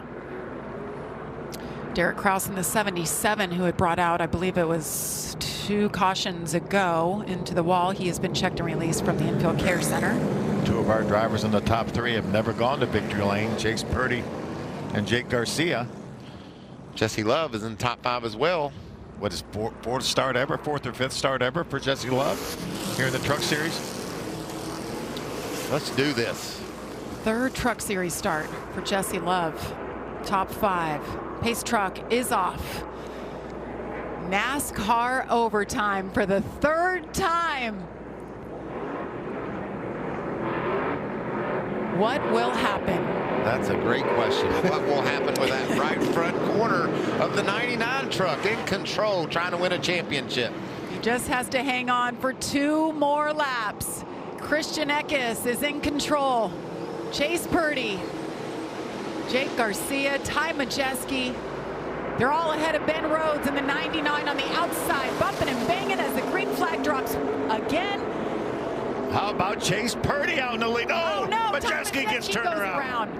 Jesse Love got into the back of him. Caution is out again. Matt Crafton with a big spin around. Grant was very close to that situation right there. Oh, me.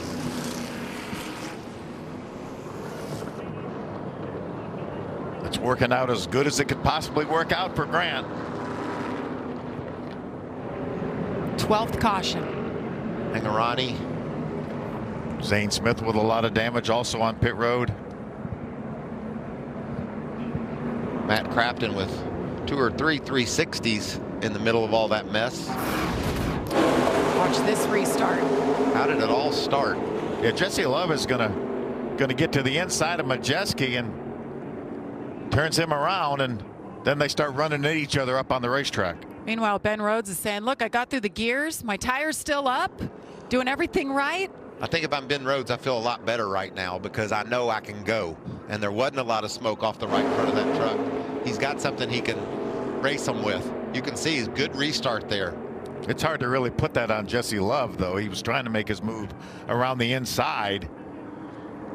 A lot of other trucks involved as well, though. was not a real good start by Eckes. Looks like he spun the tires, Michael. And look at that push Purdy got. And then Love just tried to squeeze in, I think, there on Majeski a bit. Colby Howard, the 9 truck, also involved. He made some contact with the outside wall. Zane Smith, not the way he thought he'd end his night. On board with Grant Enfinger. Watch how close Grant comes to being involved in this.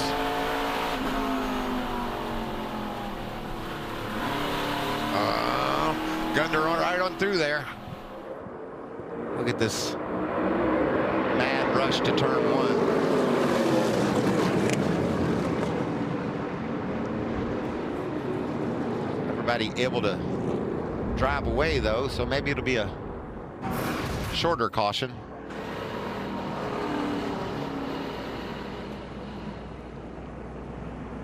What about our leader, Chase Purdy? We've talked all year about how he gets better and better, puts himself in a position here late to grab his first victory. That'd be kind of cool for Chase, that whole team. And how about for Kyle Busch Motorsports? Go out a winner, right? That's right. Everything that they've done in this sport, 100 wins, perhaps tonight, number 101. That's right. Now we have some yellow on our pylon over there. Jamie? Yes. Let's get an update on Ben Rhodes. Josh. Yeah, and crew chief Rich Lucius asked Ben how the truck was on that restart. He said it turns halfway decent, but then Ben voiced some displeasure with the guys wrecking behind him as he continues to stress out as he tries to win this championship. Amanda? Josh, you'll remember that Jeff Hensley said we have nothing to lose on that last restart. Grant Enfinger was able to make up for position. He is going to have the freshest of tires in this championship hunt. They're hoping that they can get green flag racing to the checkers with Grant out front. 8 trucks separate Ben Rhodes from Grant Enfinger. So we'll do it again. Yes, we will. About an hour ago, it feels like we were pretty close to crowning the champion, giving it to Grant Enfinger with 2 or 3 to go, and now we've been trying to give it to Ben Rhodes here for the last 4 restarts. It's true what they say. Cautions breed cautions. So we'll have to do it one more time. NASCAR overtime number 4, ladies and gentlemen. For you following along at home, thank you. I think 4 is a record that we've ever had. It'll be worth it, though. Stick with us. See who the champion will be. 23 races over the course of 9 months to get to this point. Michael, you said it earlier in the show. Tonight can change lives. yes, it can. You walk around with a NASCAR championship in one of these big series, the big 3. And so often you hear a guy that won a championship and they say it just makes them hungrier to do it again because there's so many things you forget about the night and what happened. You want to go back and relive it. And Ben might have forgot a lot of things. he knows it was a good time, one way or another. There was bubbles in his water. It really had him intrigued. Whatever happens, if he wins the championship, they need to just put a camera on him and just follow him around. Yeah, mic him up and put a camera on him. The Ben Rhodes simulcast. Ben told me the other day, he said, you know, Mike, I don't drink much, but when I do, I do it right good. Just don't forget, too, that his truck owner, Duke and Rhonda Thorson, trying to win another championship. They've done so much for the sport here. Look at that damage on the front of the 1 truck there. You see Jesse Love right behind Ben. Got that right front damage. How about the 0-2 of Caden Honeycutt right now running in the 6th spot? I looked back earlier in the race because I've always got my eye on Caden. I think he does a really good job in whatever he gets in. He was running 27th or 8th, and I'm like, you know, darn, I thought he would be better than that. And look at him now, all the way up in the top 10, running in 6th. You mentioned Duke and Rhonda and their daughter Allison and how much she's done with this race team. 4 championships over the years. Their commitment to the series has just been incredible. On the cusp of maybe winning championship number 5. Yeah, 3 of our 10 playoff contenders all came out of Thor Sport. Obviously, Ben Rhodes, the only one left. That's Jesse Love's. Oh, boy. That's a bit of a bumper bar that's gone awry there. Michael, so what you got, Jamie? I was just going to say that, you know, I'm just thinking big picture. You know, the bourbon and celebration and maybe like a chartered yacht or something. Oh, I don't know. Coming up. I'm trying to weave tapestry. How long have we been on the air? Hey, look at us. Last week. We started yesterday. I know that. 12:40 on the East Coast with the Fort Lauderdale Boat Show coming up November 12th at 6 p.m. on FS2. It's like Lifestyles of the Rich and Famous, Michael, and you were there for the first time. Yes, along with my buddy Ricky Carmichael, we were judging the boats, checking out the creativity, the ingenuity, just how beautiful those boats were and how crazy powerful some of them are. I think you should have bought us about a 50 or 60 footer, Michael. Yeah. That was a few investments ago, Phil. I might have been able to figure that out. But I've bounced along with some questionable decisions with life in general, but it's all working out. Let's go racing before we get in any deeper into what I've done wrong. All right, lights out. Here we go. Ben Rhodes to the bottom. Choosing once again. NASCAR overtime number 4. Remember, they have to take the white flag, and the next flag will end the race.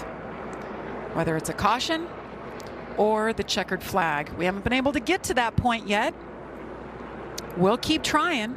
Grant's going to restart in the 13th spot inside the 7th row. It's not over. It's not over. And I mean, literally, because we could see another overtime, but Grant Enfinger can see Ben Rhodes. And he's got fresh tires, and he's got a chance. Still drama, still action to go. And I like the fact that Grant's on the inside. I think you can make more moves on the inside than you can on the outside. I liked him on the outside last time because that's how he got through. That's how he missed it. That's how he missed it, exactly. You get down on the bottom. Sometimes you don't have as many choices on lanes you could take. Ben Rhodes certainly not in the clear. Still keeping our eye on that right front. Saw Raja point to the bottom, maybe telling Grant if he's better, go that way. Here we go. We're going to try it once again. Chase Purdy on the inside. Christian Eckes on the outside. Let's see if they can get through this cleanly this time. Green flag in the air. Oh boy, watching the 99 of Ben Rhodes. Look at Grant Enfinger. Here comes Grant. Here he comes. That's him in the yellow truck in the inside. He's about 4 trucks behind Ben Rhodes right now. Ben's the middle of 3 wide. Christian Eckes out front. We've got a truck in the wall. Tyler Ingram in the wall. Are they going to keep it green until the white flag comes out? They took the white. This is officially the last lap of the race. Can Ben Rhodes hang on? Grant Enfinger making a charge on the bottom. They're going to go side by side around. The final lap, is it going to be Ben Rhodes? Will it be the yellow truck of Grant Enfinger? They're rubbing back there. Right now, advantage to the 99. Grant Enfinger is going for it. To the outside he goes. It's not enough. Ben Rhodes wins the championship at Phoenix. Oh, me. Whew.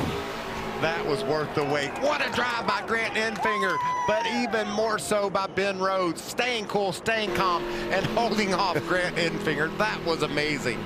Even after they took the checker, Ben was afraid to back off the gas. He kept on going. Ben's eyes, you could tell. He's like, is it over? Is it really over? Did we do it? Look how they finished. 5th and 6th. Christian Eckes gets the win. Great drive by him. Cap off an incredible season, his 4th win of the year. What about 2, 3, and 4? Jake Garcia, Chase Purdy, Jesse Love. Great finishes by those 3 with a chance to win. Caden Honeycutt comes home in 6th. Dean Thompson 7th. You could tell Ben Rhodes is smiling under that helmet. The 26-year-old from Louisville, Kentucky, his second career championship in his 8th full-time season. I can't believe it. Thank you guys for everything. This is incredible. I'm so appreciative and grateful for this opportunity, everybody. Think about the season that Ben Rhodes has had. 3 different crew chiefs that he's worked with. Couldn't find the results, couldn't find what he was looking for. Barely made it out of the round of 10. Didn't even have a top 15 finish in those 3 races. But then did they turn it on in the round of 8? Duke Thorson decided they needed to put the magic back together. Put Rich Lucius back with his driver Ben Rhodes after winning the championship 2 years ago. They come out swinging in the round of 8. 7th, 2nd, and 2nd. They come to Phoenix and win the championship. Well, let's hear from our winning crew chief. He's with Josh. Rich Lucius, you return to the 99 team and you end the season with a championship. You had to sweat that one out at the end, huh? What a crazy race. I mean, but it's about this team. It's about this 99 team that's been through so much this year. And Josh Hankish in our shop actually said this all properly. He said, we're like a baseball team. We had a starting pitcher in Jared Prince that got the deal going and got the win at Charlotte, and then we had Brian Ross come in the middle there and I came in and closed the deal out. So I can't be more proud of these guys, and I'm happy for these guys. And also want to say thank you to Grant for racing us clean at the end, because he could have easily dumped us like everybody else did all night long, but he raced us clean. So I'm just grateful. Congratulations, Rich. And remember, it was the call by Rich Lucius. The call of the year 2 weeks ago at Homestead. Brought his driver down, put tires on it, and they fought. They fought their way, and it came down to a tiebreaker between him and Nick Sanchez. It went to Ben Rhodes. It put him in this position, and they fought till the end. Had a tire rub on the right front. Couldn't get it shifted into gear in 4th gear. Had issues on the restarts. And look at that truck. Wow. Every corner of it's used up. In Vegas, they say that's battle-born. I believe it was. What a race. Championship flag.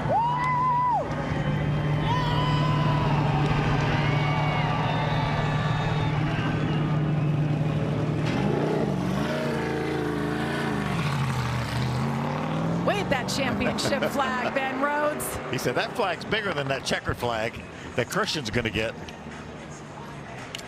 What a great guy. Regan, these are the interviews we live for as pit reporters. You've got Ben Rhodes. He is a champion once again.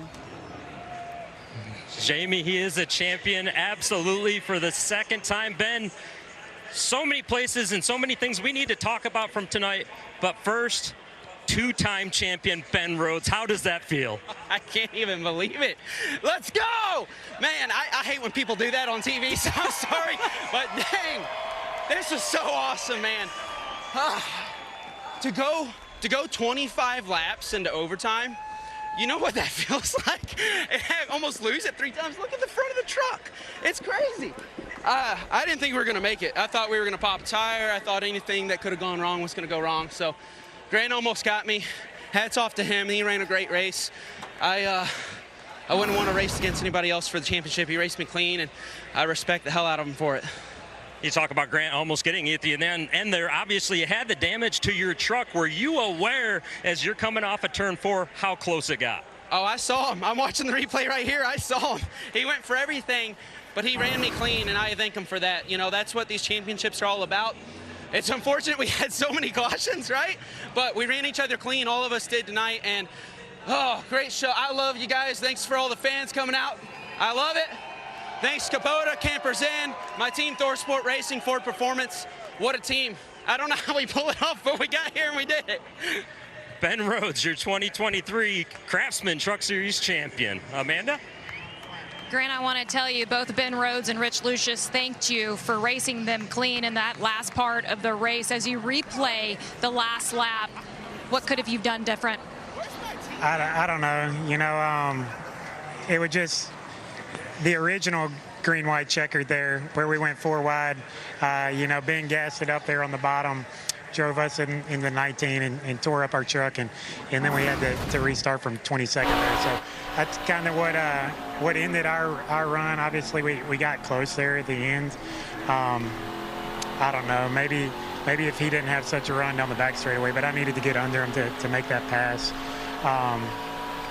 Yeah, I don't know. It's a shame that the championship came down to a race like that with 15 green white checkers or whatever it was right there, 30 laps extra. I feel like we did everything we could to win this race there, and just kind of got used up right there. Championship racing, it's just incredibly unfortunate to end GMS racing like this. I really felt like we had that championship in grasp, and to be honest with you, I don't know if I'd have done anything different. Just wasn't meant to be. Jamie. Well, he went down fighting. Very respectable race for him tonight. Just came up a little short.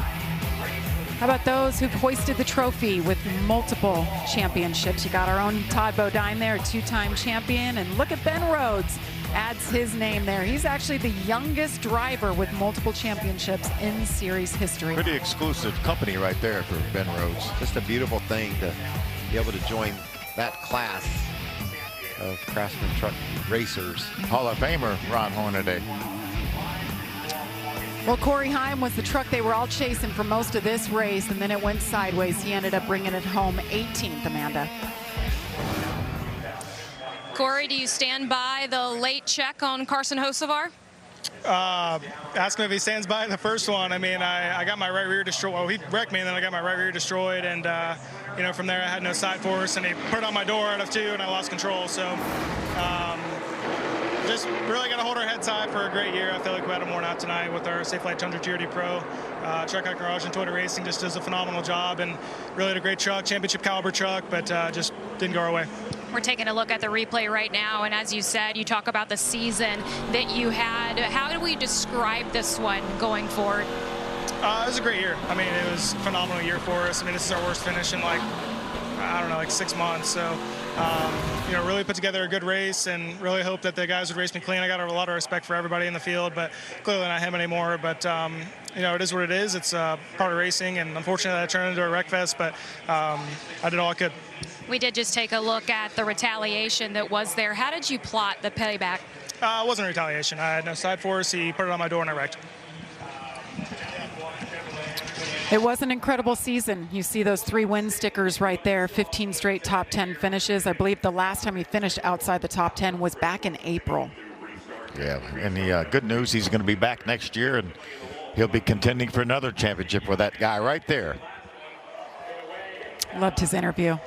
Yeah, he's a fun guy. Really appreciates everything he gets to do. And 27 years old, and he's a veteran. That's got to feel pretty cool as well. He's 26, Michael. Oh, when's his birthday, Jamie? Maybe it was today. I'd like to welcome Mountain Time to the Saturday party, if you will. It's just past 12 o'clock. What you think? I mean, the garage doors open, I think, at this point, like 13 hours ago, and these drivers and these teams worked. And then to go through the emotional roller coaster that he went through, to have that energy when you jump out, it's just, that's why we do this, right? Yeah, and 29 laps of overtime. 29 laps of overtime. In the condition his truck was in. I think they were all in that kind of condition, though. I love when he finished up the interview. There's Ty Majeski giving his teammate a little high five. But he's like, where's my team? Where's my team? He wanted to celebrate with the boys who put him in this position. There's his team. They're on the big stage, the big championship stage. There's that beautiful trophy. Craftsman Tools. Good to see Craftsman back in our series. What a year it was. There's Rich. You're going to reach down there and talk to him. There's not a straight corner on that truck. Let's go down to the trophy presentation. There's the big hug. Congratulations. How long before he gets a libation in his hand? They're good, he said. It's flying all around him right now. Championship weekend. Gotta love it. We talk about multiple overtimes. Look at our Fox cameramen, women, everybody working hard to bring these beautiful pictures and this wonderful celebration to the folks at home. And all year long. Yes. You know, tremendous work by our entire Fox Sports crew. We've got a great team and really thankful that we have the relationships we do with Rich Lucius and Ben Rhodes, all the drivers and crew chiefs. We have an open book. We can talk to them every day about their sport, this sport that they all love so much, and it's really cool to be able to know Ben and know Rich like we do and see them have this moment and be able to celebrate. And I got caught up and I kind of forgot that this is the last one. This is the last race, last show of the year. Longest season in sports. And Michael, you mentioned, I mean, we wear these guys out asking the questions week after week, and these drivers, all the interviews that they do. We appreciate that wholeheartedly. Well, you see him. Josh Sims is at the championship stage. Well, that's right, and it's the moment everybody's been waiting for as we crown the champion for the 2023 NASCAR Craftsman Truck Series. This year, it's Ben Rhodes doing it for the second time in the last 3 years. We've reached the championship stage. Right now, we're going to start with Tony Merritt, the Craftsman VP of Marketing and Sponsorship. Tony? Awesome. Well, Ben, congratulations. What a race. On behalf of Craftsman, congratulations on being the 2023 Craftsman Trucking Champion. I messed that up, but that's all right. Congratulations. And now I'm going to turn things over to Ben Kennedy, NASCAR Senior VP of Racing Development and Strategy. Thank you, Josh. Ben, it feels like it was just yesterday we were standing on this same exact stage crowning you as a Truck Series champion. That was 2 years ago. And now you're a two-time champion. You join an exclusive list of competitors that are able to say that. You made us proud 2 years ago. I know you're going to make us proud again this year. So on behalf of NASCAR, the amazing fans we have here at Phoenix Raceway and the million fans around the world, congratulations. You're a 2023 NASCAR Craftsman Truck Series champion. Here's your trophy.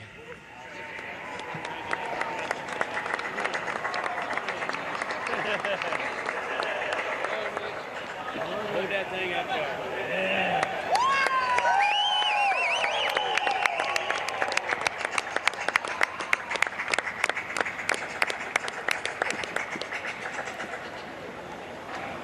Ben, first of all, congratulations. Second time in 3 years. You are on this stage celebrating a championship. You had to sweat this one out. They all are. How does it feel, though, compared to the first time around? Oh, just as good. I mean, look, the first one was a relief because I was down and out, and we somehow made it back on a green flag run. Now, I was just stressing for 25 laps in overtime. Messed up hood, the transmission's not shifting properly, wheels knocked out of whack, and here comes Grant on new tires. But thanks to him for racing me clean. I think we all raced each other very well tonight. I just love it. This is great. Thank you to Duke and Rhonda Thorson, everybody at Thor Sport Racing. This is a fantastic organization. We got Kubota, we got Campers NRV, Farm Paint, we got Tendo. We got so many great partners on this team. Not to mention Ford Performance, not to forget them. They're awesome. We've built a heck of a program, or Duke and Rhonda have over the years, I guess. It's been around longer than I've been around, so I'm just proud to be a part of it. We saw what the celebration looked like 2 years ago. How will the celebration tonight compare to that one? You just hang on, Mama Jamma. You're about to find out. Ben Rhodes, your 2023 NASCAR Craftsman Truck Series champion. Oh, bad Mama Jamma, Josh. That's what he brought up in that post-race interview. I can't wait to see what happens. There's Duke and Rhonda there behind the trophy. Well, moments ago, Amanda caught up with race winner Christian Eckes. Well, the celebrations are on down here in Victory Lane. There's champagne everywhere. The truck is covered with it. Christian is covered with it. I talked to you earlier today, and I asked you if you were at peace from Miami, and you said not at all. You said that the goal was to win this race tonight, and you have done it. When you look at that trophy, does that alleviate any of what happened in Miami? I think it makes it worse. Yeah, that one's going to sting. It still stings. I mean, it's awesome to win. It's always awesome to win, especially with our great partners. But, you know, to come short of the goal of winning winning a championship and being able to come and win the final race kind of stinks for sure. So it is what it is now. We can always look back in Monday morning and quarterback it and say that we could be champions, but at the end of the day, we aren't. And at the end of the day, I'm also really proud of the whole 99 group. That was my team last year at ThorSport for the most part, with a few different pieces. So super proud of them, and yeah, it is what it is. The winter photos will continue here for the 4th win on the season for Christian Eckes.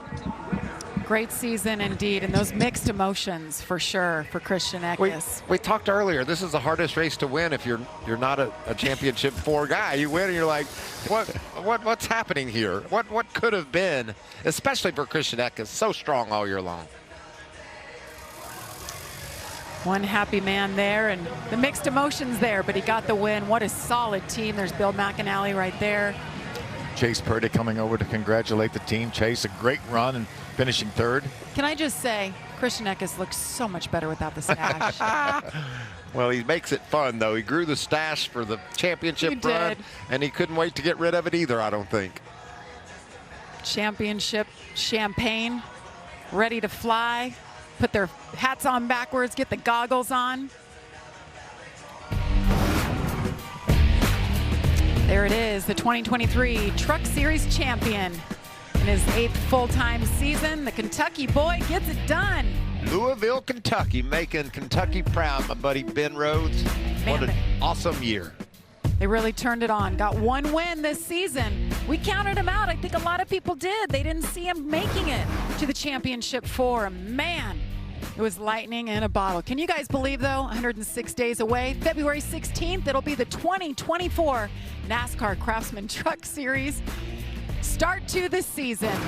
It's already around the corner, but we've got a nice off season to come. But we thank all of you for riding along all season long. For Phil Parsons, Michael Waltrip, Regan Smith, Josh Sims, Amanda Busick, our entire Fox Sports team. I'm Jamie Little. It's been a wild ride. We loved every moment of it. Remember, Sunday on FS1 NASCAR Race Day. Congratulations, Ben Rhodes. He's a champion.